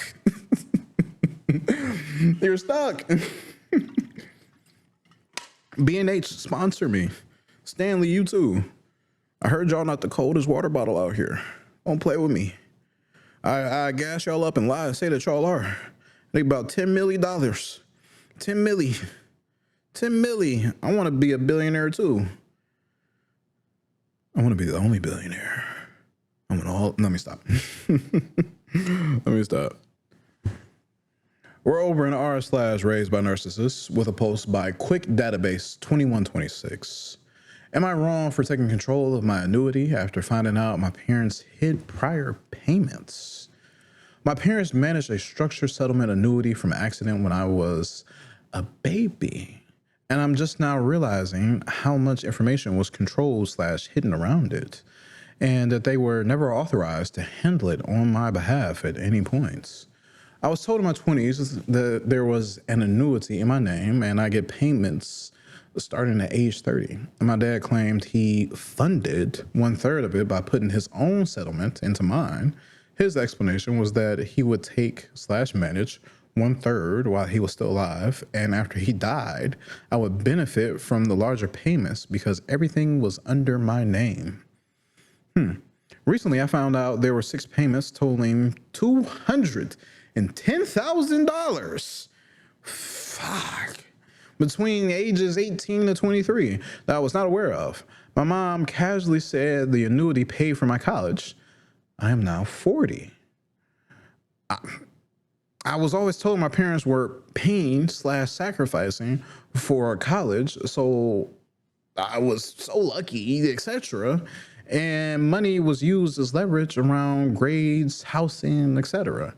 I also never had the annuity company name, contract, payment history, or paperwork. All letters were intercepted by my father. He set up direct deposit into an account he created and added me as secondary on. Oh, dirty bastard. This identity theft. When my mom said earlier payments paid for college, I was confused because I was always told they started at 30. My dad got visibly uncomfortable and shut the conversation down. That pushed me to contact the bank and annuity company directly. The annuity company, I'm saying that weird, told me I am the sole payee and they can only discuss the account with me. They do not recognize my dad as an authorized to manage it or receive 1/3. They said they aren't even authorized to speak to anyone about my annuity other than me. So I'm like, how have I never spoken with them before now, nor ever seen my paperwork? I'm curious too. I am now updating the address, direct deposit, beneficiaries, and requesting the full file, contract, payment history, funding documents, direct deposit forms, address history, signatures, authorization, etc. I told the company I am not looking to take legal action. I just want future payments handled cleanly and want to understand the history. I feel guilty because if my dad really did put part of his own settlement into mine, I would want to be fair, but I also feel like a huge amount of information was controlled and the "we sacrificed for you" narrative was built around money that was actually mine, and that I wasn't even consulted on how I wanted to use my own money. Am I wrong for taking control of the annuity directly and requiring documentation before honoring any future 1/3 claim? Mentally, I know this is correct, but emotionally, I'm torn because I know this will cause a huge blowout with my parents. Fuck your parents. They're stealing from you. Fuck them. I'm not trying to punish anyone. I just do not want to keep operating on verbal family history when I was never given the documents. I'm cycling through anger, disappointment, sadness, and guilt. I started therapy to help process it. I do not want to cut them out of my life, but the deception, control, use of my own money is guilt leverage. And my dad's mix of generosity and entitlement to future payments all feel hard to process. I mean, I can grasp that if they've been like this your whole life, but this is so odd. So odd. So for the people who don't know what annuities are, we can go over to investor.gov. An annuity is a contract between you and an insurance company that is designed to meet retirement and other long-term goals. You buy an annuity by making a single lump sum payment or series of payments. In return, the insurer agrees to make periodic income payments to you beginning immediately or at some future date. Alternatively, you may choose to withdraw your contract's value as a lump sum payment, although doing so may subject you to surrender charges, taxes, and tax penalties. Annuities are only appropriate for investors with a long-term investment time horizon. Annuities provide tax-deferred growth until you begin receiving income payments, the ability to receive a stream of income payments, and certain additional benefits that vary by contract. Any annuity you select may have different costs, risks, and features, so it's important to review the materials you are given and discuss your questions with your financial professional. When considering purchasing an annuity, it is important to remember that insurance companies' obligations under an annuity contract are subject to its financial strength and claims paying ability. In other words, if the insurance company has financial difficulties, it may not be able to pay you. Fuck, man. All these companies are scams, dog. Why do people buy annuities? People typically buy annuities to help manage their income in retirement. Annuities can provide three things: tax-deferred growth. You pay no taxes or any interest or investment gains in your annuity until you withdraw the money, receive income payments, or a death benefit is paid. Guaranteed income. You can receive periodic payments for a specific amount of this time. This income may be for the rest of your life, the life of your spouse or partner, or some other set period of time. And death benefits. If you die before you start receiving payments, the person you name as your beneficiary receives at least the current value of the annuity, perhaps more. Okay, I like that. I like that. This is like another 401k or another fucking pension or another retirement fund, another high yield savings account, right? But this seems like some rich people shit. So it seems as if OP, along with her father and potentially her mother, got into some type of accident when she was a kid, baby. So top comments. So good that I'm so bad. Got 104 votes because this story's brand new, baby. Brand new. I think it happened yesterday. Yesterday when they wrote it and posted it. You are 100% not wrong for taking control of your money and your future. It's definitely tough, rough. I meant to say rough because that's what they wrote. To realize that people you trusted were lying and being deceptive. And it's a hard thing to process. So be kind to yourself, but also make sure that you hold firm in your boundaries so that you don't get taken advantage of any further. It might cause a huge blow up with your parents, as you said, and it might be something where you have to cut them and possibly even other family members off. But you are taking the right steps by being in therapy already. Yeah, because shit, 200K. Hold on. OP replies. Yeah, I mean, he's already taken over $100,000 from my payments at age 30 and 35, and now he plans to take another 100,000 at age 40. I feel bad because this is probably their retirement plan and I don't want to leave them destitute. But end of the day, they had no right to intercept my mail, set up the joint account for deposits. As soon as the money hit historically, at least the payments I was aware of, he immediately transferred 1/3 out into his personal account. Hold on, girl. Hold on. So were you supposed to receive $300,000 every 5 years and he took $100K of that? And as soon as the account was available to you at age 18, he took 210,000. I need more information. Did he spend his own annuity already? 40 fucking years ago when you were a baby? 20 years ago when you went off to college? One exhausted father says, you're way too calm for this. I would 100% have them both charged at any capacity for stealing $210,000 from you. It's their damn job to raise a child they chose to bring into this world. It's not their job to steal from them. And remember about how I feel. Bare minimum. Remember about how I feel. OP replies, I'm not so worried about the $210,000 as I'm sure a significant amount went towards my college expenses. Did I believe the narrative they were stretched thin and so generously paying for my college expenses? Yep, until I found out the truth. Did they maybe pocket some of the money? Sure, but the majority was spent on my college expenses, so I'll let it slide. Did he also take $100,000 total from my age 30 and 35 payout? Oh, okay. Okay, total. So not 200K, not 100K every 5 years, 50K potentially. So maybe OP is supposed to get 150,000 every 5 years, which is still a crazy fucking number. Yep, but I'm not going to put my parents in jail and create a bunch of extended family drama. Plus, I'm an only child. I think the move is to just stop the gravy train now. I'm not clawing anything back. I'm sure they will smear me, but end of the day, letting bygones be bygones is super generous in my opinion. You're kind of bitch made. Just sucks. I know there will be blowback on me regardless of how I handle the situation. I am not going no contact because I don't want extended family drama, but I am no longer giving them access to my home, personal decisions, or my finances. I'm going to say I was making a will/trust, which I am, and needed the paperwork, so went directly to the company based off of how this was historically handled. I am trying to mentally prepare for every argument or insult that would be thrown at me so I can gray rock, because this is going to be explosive. You shouldn't have to prepare some sort of lie to fend off your parents being mad at you that they can't steal from you anymore.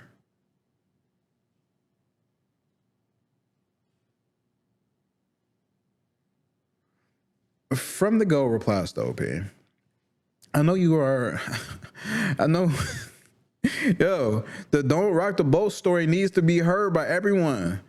I know I went so hard on fucking Potato earlier at the beginning of the story, and I'm not even going hard on this person yet, or maybe I won't, because I used up all my energy. But this needs to be read by everyone on this narcissistic forum page. There's this fucking Raised by Narcissists, the subreddit. From the Go says, I know you say you are trying to prevent extended family trauma, but by keeping them in your life and not holding them accountable, you are just continuing the nuclear family drama you have lived with your whole life. Why would you do this to yourself when your parents have proven they do not care about you? Bitch, they stole from you. And that's coming from me, not from the go. OP replies, thank you for this. I am still trying to manage their emotions and need to just open Pandora's box and let things play out. I'm worried since I don't have siblings. I'll be boxed out of the family holiday gatherings. Time to suck it up and let it rip. No, you need to just group message. Yo, I just found out my parents stole $300,000 from me. And we're planning to steal another $50,000 from me, maybe even $100,000 from me. Because the accident that I got into when I was a baby, because we was all out, I was supposed to be getting paid this from age 30, but they done stole $250,000 from me to pay for their own shit. And they have guilt tripped me since I was 18, like they were helping me out this entire time when they were just using my money to take care of me. They've never taken care of me with their own dollar. They just always use my money. I'm curious if the OP has any lingering like medical issues because of this accident that they were in as a baby. Cat Carol responds to OP. If your family is anything like mine, then you are the one with money. So you are the one they will stick to. So the holiday gatherings will stay, but now everyone wants an expensive gift. I hope he says, LOL, touche.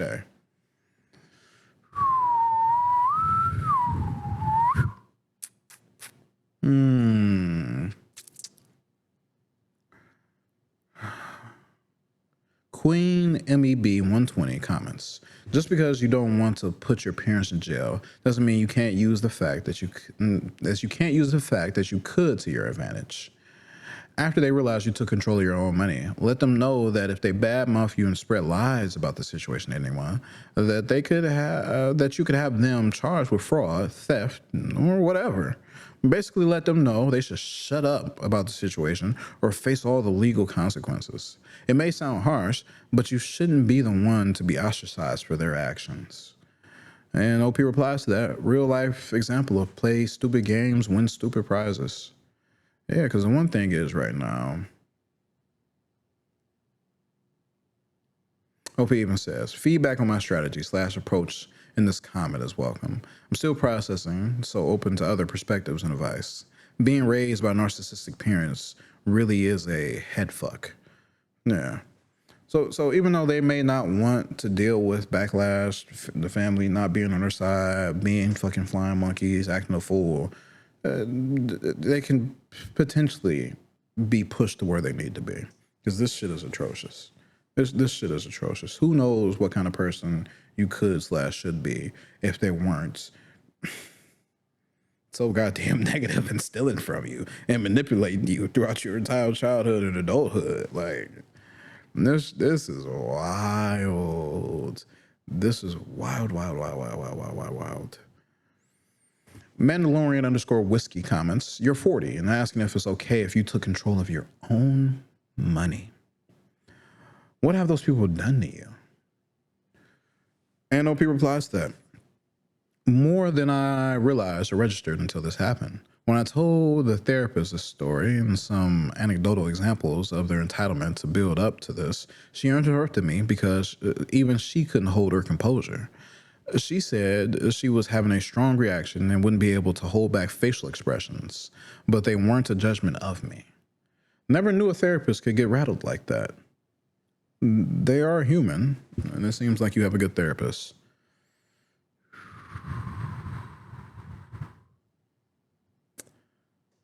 Mandalorian Risky replies to that. They've taken nearly $250,000 from you. No, they've taken over. They've taken and tried to take and taken the third of a million, and tried to take nearly $500,000.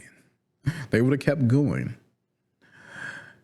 Whether or not it's legit it is yet to be determined. Okay, they say at least they've taken $250,000, and then they've taken nearly $250,000 from you at the least.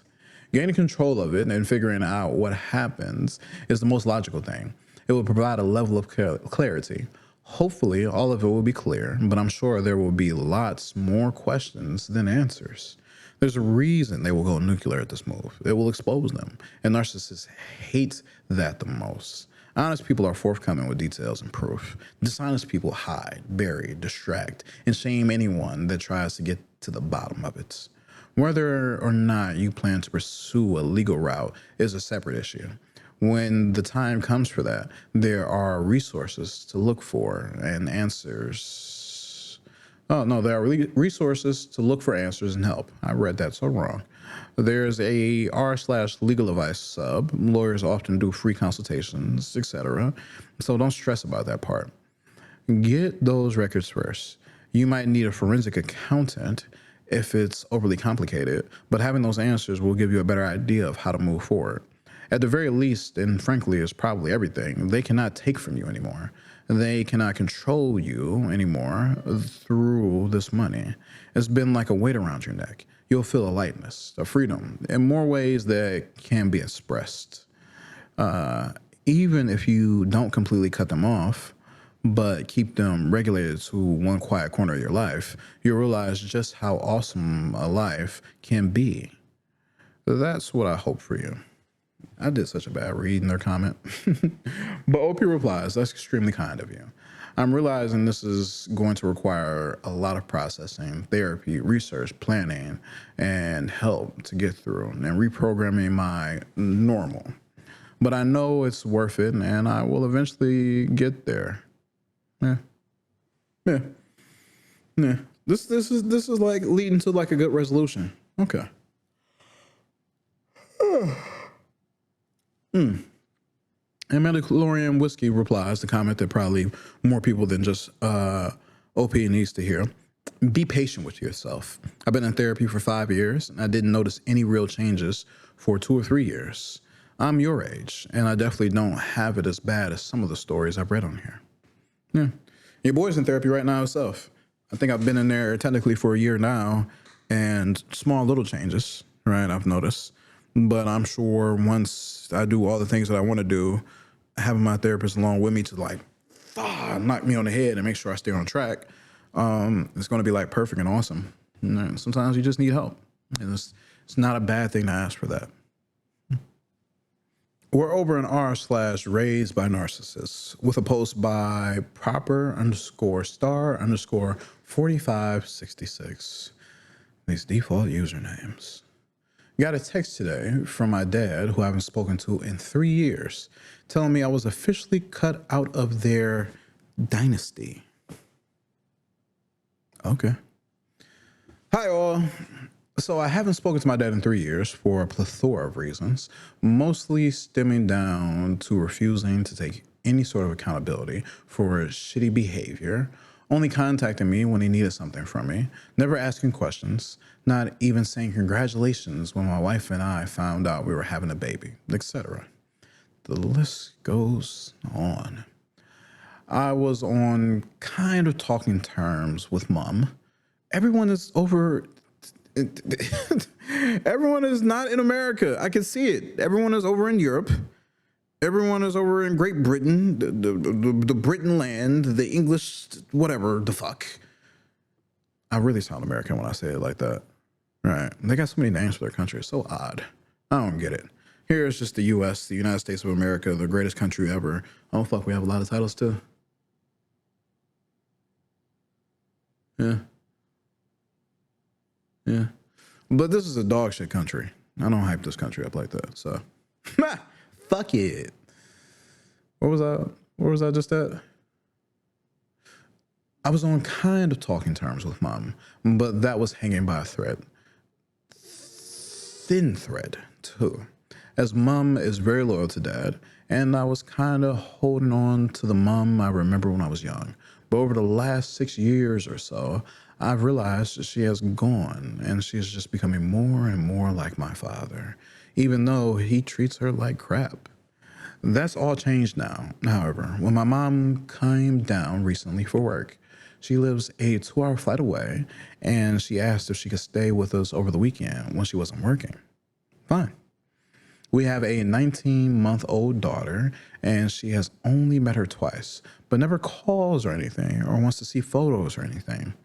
When she was down here, though, my daughter was teething hard and was totally miserable. So my wife was run off her feet trying to manage her. I was working from home and had a mole removed from the middle of my back that morning, so I was a little sore and sorry for myself. And unfortunately, it had coincided with my daughter becoming difficult.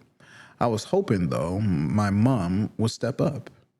Instead, whole time mom was here, she just sat down and asked my wife to get her things. Ugh. She even expected wife to cook her dinner while she sat there on her phone speaking to my stupid father the whole afternoon about things. She even asked me to drive her to the shopping center so they could buy some tracksuit pants. Not once did she ask if she could get help with our daughter or lifted a single finger. Yeah, it was all getting a bit too much when she asked my wife what was for dinner, and my wife almost burst into tears as she was just done for the day. Mom got annoyed my wife hadn't planned for dinner, and my wife obviously didn't want a bar of it anymore. My mom got a sense my wife, and then me, was in a mood, to which I pulled my mom aside and told her that we would really appreciate the help. Just anything. I kid you not. Mom responded with, "I didn't have help raising you kids. You'll be fine without help too." I was totally floored, unbelievably floored. I could not believe she could be down here and literally refuse to help out her son and her granddaughter. But it just showed me she didn't care.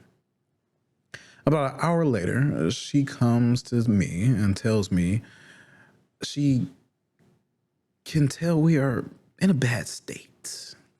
I can't even do her voice. This is so annoying. She bought her flight home early and is leaving tomorrow. The woman, instead of helping, moved her flight home early and left.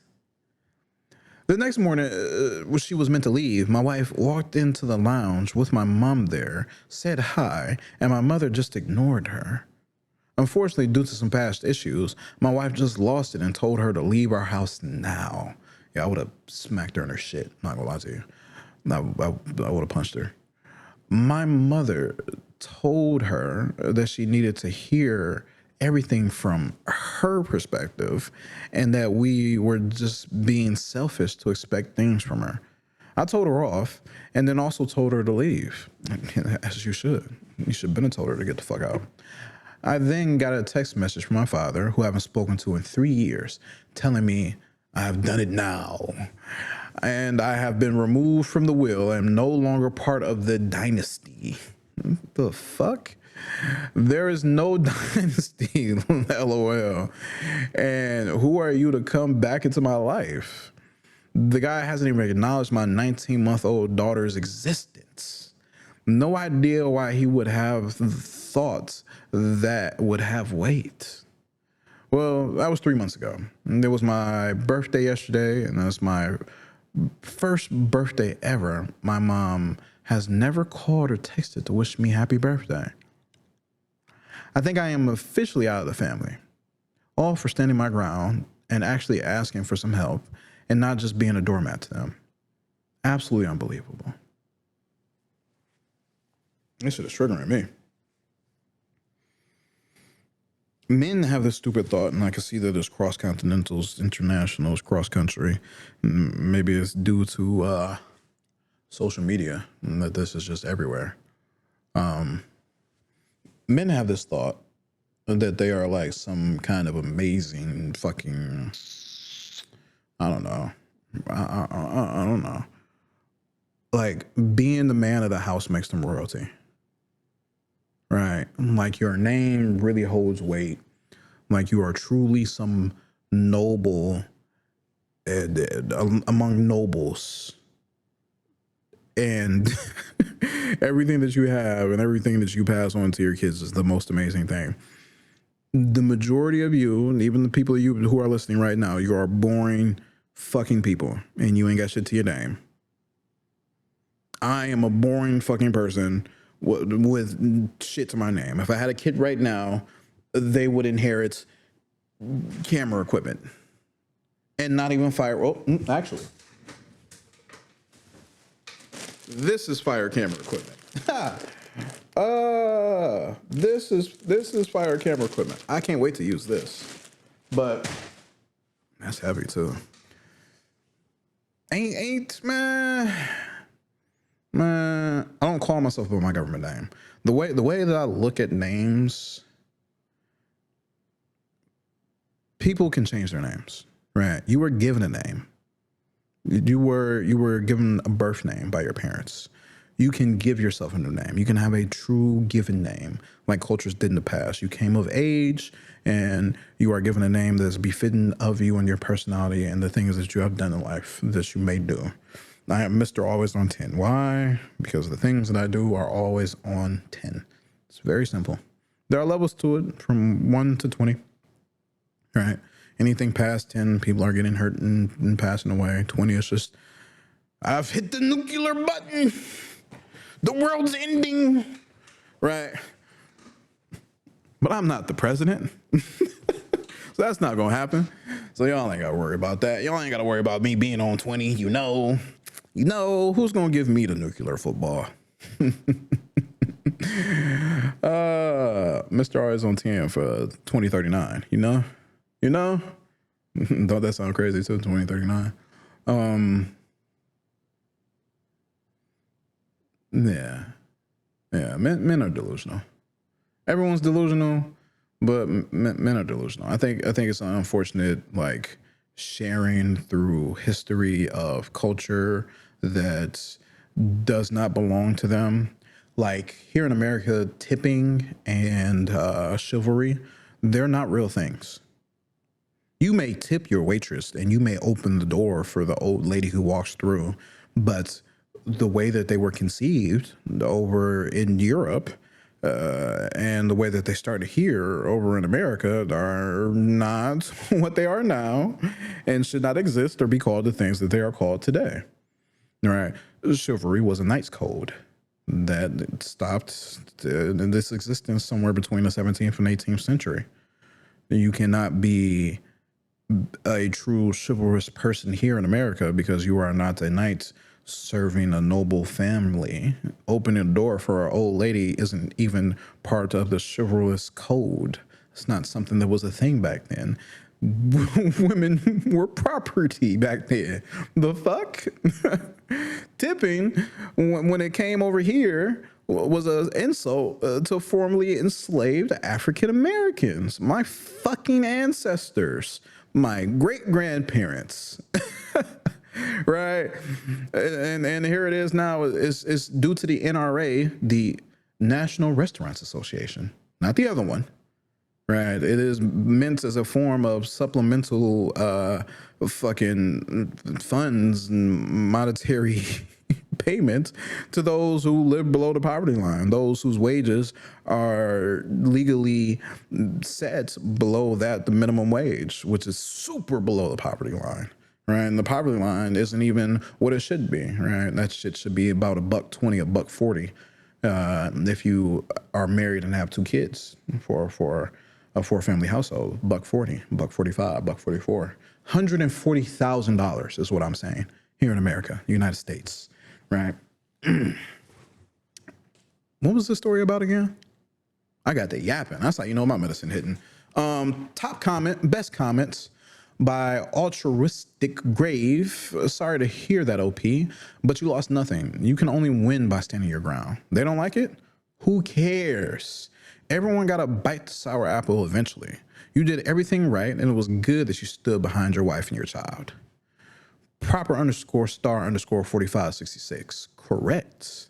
It's so obscene that I know it sounds so fake, but hey, the entitlement and grandiose nature of my father really is quite unbelievable. It's unfortunate. Super, super, super unfortunate. Let's find the top comment because I just read the best comment. Reloading. Did I pay my internet bill? Low, motherfucker. Refresh. Top comment. Oh, it's still Altruistic Grave. Hey, that's the only comment the OP replies to, too. That's a win right there.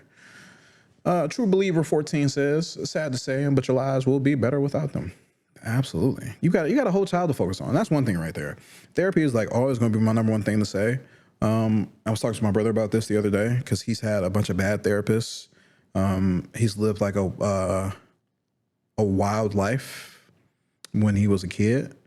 So when he told therapists about the stuff that he's been through in the past, they looked at him weird from what he's told me, judged him in a way that he perceives to be unacceptable. And from the way he's told it to me, I absolutely believe that shit to be fucking unacceptable. And I told him the way that I found my therapist, which was like an accident, because I went to like find the best psychiatrist that I could so I could be properly diagnosed for ADHD, and some computer shit got fucked up. So I lucked up into the best therapist that I've ever had, because I've only had one and I haven't thought to ditch your ass. I've had one thought one time and I'm like, hey, 3 red flags and your boy is out. I'm gonna get somebody else. And I've been chilling. Like I've been with her for a year. And even when I've told her wild things, I haven't seen her judge me in a way that I found inappropriate. Even when I told her, like, hey, like I'm always being like, yeah, violence is the answer, right? When I told her, I was thinking about being incredibly super, land me in prison violent.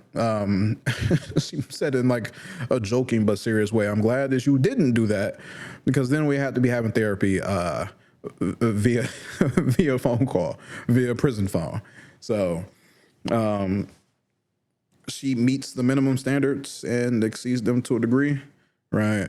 Sometimes the therapist won't fit for you. The one time that I had like a red flag from her, which was kind of probably like a yellow flag, was I wanted advice in a certain way, and that was kind of based upon me listening to a therapist online via YouTube, and I'm more of a like analytical, scientific person. I want to get a grasp and understanding how things work through the mind and through the structures of our brain and how chemicals fire off, so I can be like, oh, this environment is doing these things to this person and it's going off in this way. It can help me make sense of things, especially for myself and for other people. And that one time, which I can't even really remember, right? That's how you know it's not like super crazy important. I got the memories of the feelings, but not like word for word, bar for bar, or even a couple of words. I went looking and I kind of found what I wanted to hear. I think I got almost exactly what I wanted to hear from that person online. But even then, he's not always spot on, right? So you can't get 100% of what you want all the time from a therapist, but you should absolutely put your best foot forward within your health insurance to find the person who can work the best for the issues that you may have that a therapist can't specialize in, because they do specialize in fields, adults, kids, ADHD, NPD, BPD, right? Other mental illnesses. So you want to put your best forward to find the best person, or you may end up being jaded because here they are, they're shit, they're dog shit. They're a person. They're a person at the end of the day. So can be imperfect, and what you need, if you don't get it, can jade you. So you need to put your best foot forward, right? In searching for the best therapist that you can possibly find within your health insurance, right? Because at the end of the day, it's just still gonna cost. I just so happen to have really good health insurance through my job. So like my first 12 visits free, everything after that, copay, right? If I was going weekly, the copay would be hitting my fucking pockets, boy. Fucking copay here, copay there. Still gotta go to my primary. Still got to go to the dentist. Now I'm picking up medicine. Shit would be crazy, man. Crazy.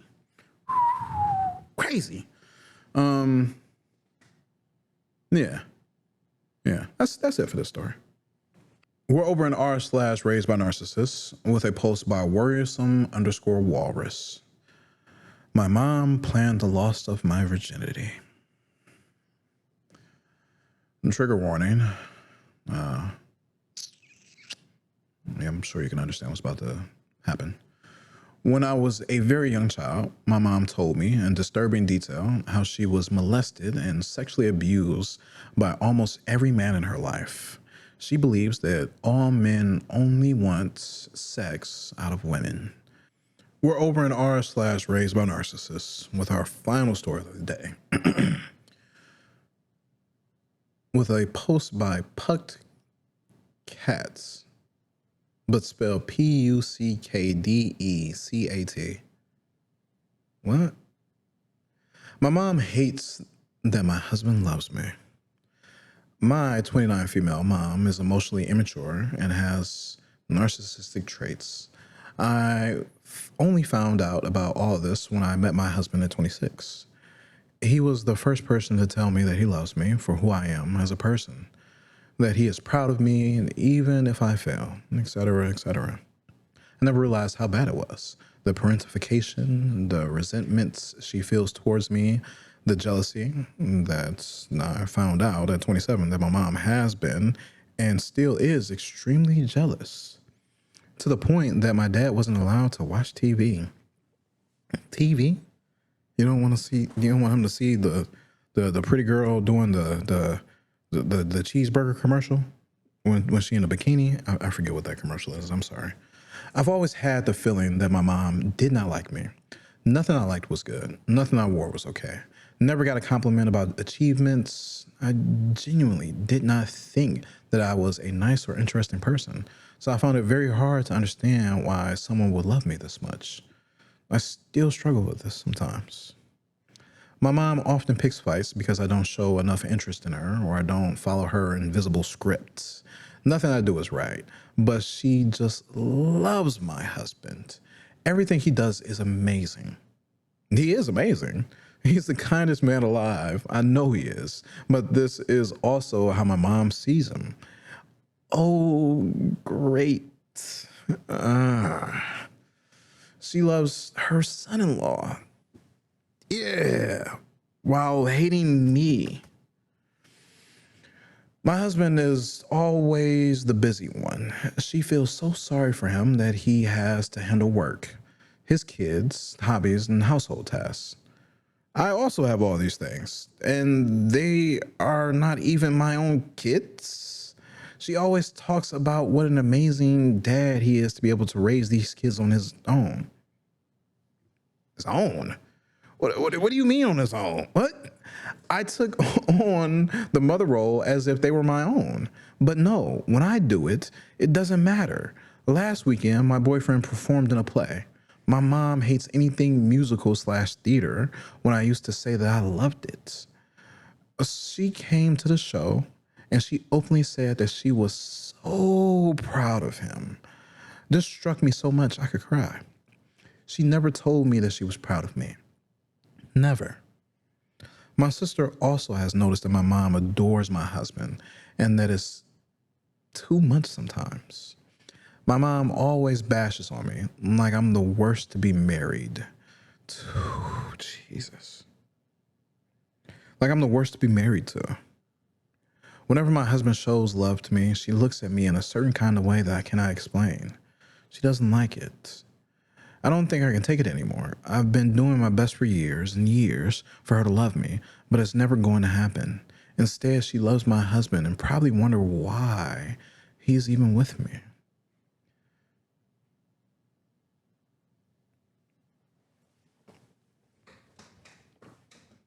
I don't know how close she lives to you, but you need to immediately remove her from your life.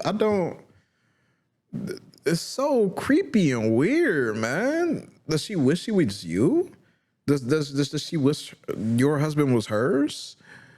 She's jealous that like you're in a relationship with your husband and that he loves you, but she has a husband. This is like the issue that women have when they're enmeshed with their sons. They raise their sons to be the exact kind of person that they would love to have as a partner because they just had to be married off. Otherwise they couldn't live a life on their own, right? Because we're just barely 50 years into women being able to own their own property, have their own bank accounts, have their own credit and credit cards, right? What are we 52 years in? 52 years in, my mother turned 65 earlier this month. 52 years in, my mother turned 65 earlier this month. She was 13 when she got all the rights that she has now. And of course, now they're being rolled back. Fucking the Voting Rights Act is essentially defunct. When she got the Article 1 and Article, is it 3 or is it 5? This still exists because 2 is gone, 4 is gone. I think 5 is gone as well. So it's irrelevant. No more voting rights for anybody. This is so creepy and weird, dog. She's probably, because your mom's 29. No, you're 29. So you're my age because I'm 31. So your mom is in her 50s or her 60s. Right. So she probably got with whoever that she had to get with, even though she got the rights when she was a teenager or a young kid.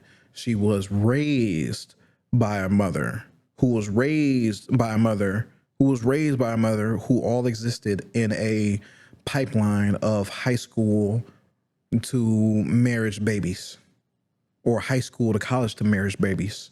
You went to college just so you could speak well enough with help your husband through college so he can get his degree so he can work a job. And you were babies. 18, 19, 20, 21, 22, 23, 24, babies. Oof. That generation of parents is like 99, 97, 89, 87% all had babies. Multiple babies. The poorer you were, the more babies you had, right? It's still the same way now, right? You got to hit that 6-figure digit to have only 1 or 2 kids. And then it kind of spikes around the 700,000 range and then immediately goes down to like 1 kid, 0 kids, because you're both just working so much. You're working so much, you're enjoying your money so much, right? You're fucking, but you were raised with enough knowledge that you ain't popping no babies out. You popping the Plan Bs like it's recreational. If you know, you know. If you seen the video, dude talking about abortion saying it's recreational. The fuck? Is there a professional league then for women who have abortion? That shit is expensive, dog. Abortion's $300 minimum. Fucking $2,500 maximum. And if you got to leave your state, you got to pay for gas, flight, hotel, amenities, and recovery time, and take time off of work if you don't have any vacation time. So that's so much loss in money outside of just paying for the damn procedure. And then there's the mental aspect of it. Fuck out my face with that recreational shit. I'm making a joke. That guy was dumb as hell with his thought process. And he's normally like pretty spot on with this shit that he says.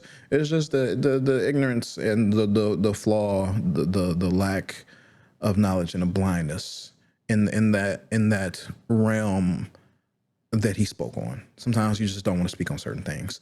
I will not know a lot of things, and I will always have my caveat when I speak strongly. Look it up yourself. I am not a doctor. I am not a therapist. I am not a biologist. I am not a chemist. Look it up yourself. Google Scholar. Do the research yourself. Other people have done the research. Read the research papers. Read the scientific studies. Go read the scientific journals. Right? If someone's speaking about something, I'm gonna share the links. You know, I'm gonna always say, refer to the professionals. They are in the field that they are in. They have learned what they have learned. They are professionals because of what they are. And at the same time, always remember that the knowledge can become outdated. New things can be learned. Old information can become defunct, right? New methods can be gathered, studied, and they are better marginally to some small degree to a very large degree. Don't whip your children because they're going to grow up to whip your ass. That's a hell of a consequence, ain't it? Top comment by initial track 4880. Narcissistic women live for men's gaze. How old they are does not matter. Ooh. Dual Van's mommy comments this part. My narcissistic mom always threw me underage bus. You mean under the bus? Or blame me when it was her own mistake or mishap that gotten her looks. I distinctly remember the day I decided to call her in front of my father, her ex-husband. They have a very weird relationship, more so on her side. But they were supposed to meet up with my father to talk about financial aspects for my college. So I was 15/16 then. She was running late while I was already ready to leave. When we leave and arrive late, she goes, "Oh, John, sorry we're so late."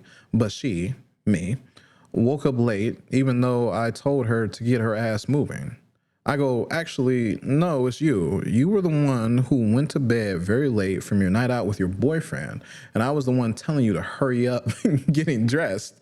The look she directed at me is something I still remember to this day in my late 40s. She also discounted whenever I was sharing the conversation of her brother.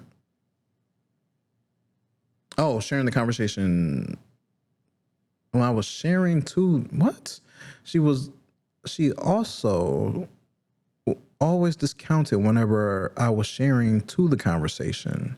If her brother, her ex-boyfriends, or whoever the male attention she was vying for said the same thing and praised him. Oh my God. That was so hard to read. I'm sorry. I'm reading like an idiot right now. There's not even like a comma issue there. I just read that absolutely wrong. So totally wrong. Yeah, that's a pick-me-ass bitch that you got for a mom. Yo, if it's narcissism as the diagnosis, yeah. But I'm calling it a pick-me. Pick me, pick me, pick me, pick me, pick me, pick me, pick me, pick me, pick me, pick me. That's how I get those thumbnails. Oh my God. Yo, where are these comments that OP replied to? Let me find these. There's something wrong with me. Fairy Powder Mummy comments, "Your narcissistic mom sounds like mine. Worships and praises men, but discards and mistreats women, especially us, their daughter. My narcissistic mom does not like my husband, but her boys, my male siblings, who are grown men, can do no wrong in her eyes." And OP replies to that, "Yeah, she does. I often found myself being critical about other women or judging them. But then immediately this was followed by the thought that I learned this from my mom." Ooh, the things that I learned from my parents that were wrong, the things that I learned from my environment when I was a kid that are wrong, I peep that in the moment, the same way how you peep it in the moment. It's good to be aware of that and to change those piss poor habits. Yeah, I approve. Ruthie 0806 comments, "Sounds like my mother as well. Only thing is, I went no contact with her in over a year now because of this and her disrespect towards me." OP replies, "How do you feel?" "I really want to go no contact, but since my mom has zero self-awareness, she will not see this coming at all." Ruthie replies, "I feel really good to not have her being a black cloud over my head. I'm still grieving that I will never have a mom, but I'm accepting it bit by bit. To be honest, they never see it coming. They always kind of expect you to stay there and take the abuse. I'm the scapegoat for my mother. I learned that I have to put myself first, and that includes my mental health. Whatever decision you make, just know you don't need people like that in your life. You deserve so much more, to be seen, to be supported, not treated like that. I'm really sorry you went through all of that, because it really sucks to see/hear your parent be able to speak like almost with a tone of proudness in someone else, but not receive that back. It burns I went through that. I wish we all heal at God's speed and feel the happiness we all deserve." Heart emoji. Purple heart emoji. Ooh. Hey, Ma. I appreciate you for not being a narcissistic piece of shit like the people in these stories. Dog. You've been listening to all these? For the people watching, I'm talking to my mom because she watches every single one of my episodes. And it's like, yo, I've spoken about her before and how she sacrificed so much to raise me and take care of me. But like, that was at the expense of her health, physical and mental.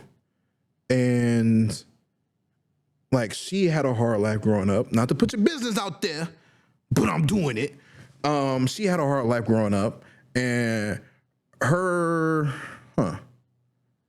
don't know about her dad. I'm gonna ask you.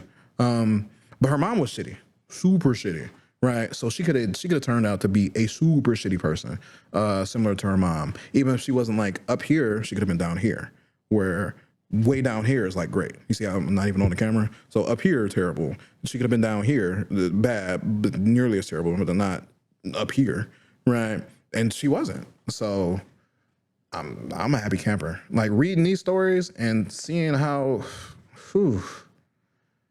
seeing how messed up that these people turned out because of their parents, not just their mom. Like, oh, they had a bad mom. The enabler moms, the enabler dads, the narcissistic moms, the narcissistic dads, these, or at least they have these traits, because I don't know if they're diagnosed. These people don't know if they're diagnosed, right? We're just in the Raised by Narcissists subreddits, and no one's denying that these people are narcissists, right? But I just don't want to. Me, not a professional. Me build trucks and take pictures and videos. Me talk about camera equipment. That's me job. Me podcast. Me no make money from podcast though. So me no talk like me professional podcaster. Me get a couple views. But at the end of the day, I can be like grateful that I didn't have an insane abusive childhood growing up, being raised by a narcissist.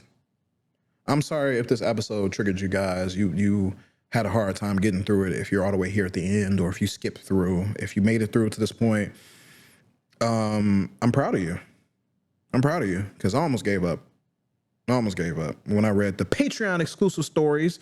Subscribe to the Patreon, put some money in my pocket, and you can read even more fucked up stories and probably go throw up on yourself or in the bathroom. And you just be like, yo, Tien, why the fuck did I even pay you $10 to subscribe and listen to you and watch your bullshit? Thank you. Thank you for subscribing. I appreciate your money. Right. It helps me be able to do this. And like, hopefully I can give really good advice to you guys to take care of your physical and mental health. I want to be able to provide these stories to you so you can see how some people live their lives, how hurt they've been, how they've grown, how they developed, and how they've broken out of bad situations that they've been through, especially if you're going through something similar. I want you to know that there's always a way out, to know that there is greener grass on the other side, to know that there is a way to live a good life and to not be like some of these fucked up people in these stories that you've heard, right? I'm always going to give the advice to punch a motherfucker in the face, right? Even if you don't think that they deserve to get their teeth absolutely flown out of their mouth like it's wanted and somebody just got smacked with the keyboard, right? And some people just deserve a black eye. This behavior is unacceptable. And a lot of these people won't go to therapy. A lot of these people will not get a grasp and understanding that they're wrong. And at the very least, to help you. Go no contact. Free yourself. Fill your life with nothing but good things. Start new hobbies. Meet new people. Go out, read some books. Watch some movies, and engage with new shows. Go dancing, go eat some new food, go hit the gym, right? Go make new friends. Learn how to sew. Learn how to play the guitar. Just fill your life with awesome shit. For my intelligent people out there, I want you to have a beautiful, wonderful day, night, week, month, and year. And for my poorly educated, poorly trained, need to be educated individuals. For my poorly educated, poorly trained, need to be educated, idiotic people. I forget how to do my ending. Damn. Have a beautiful day, night, week, and month, and year as well. I love you. Peace out. It's been your boy, Mr. Always on 10. Thanks for coming.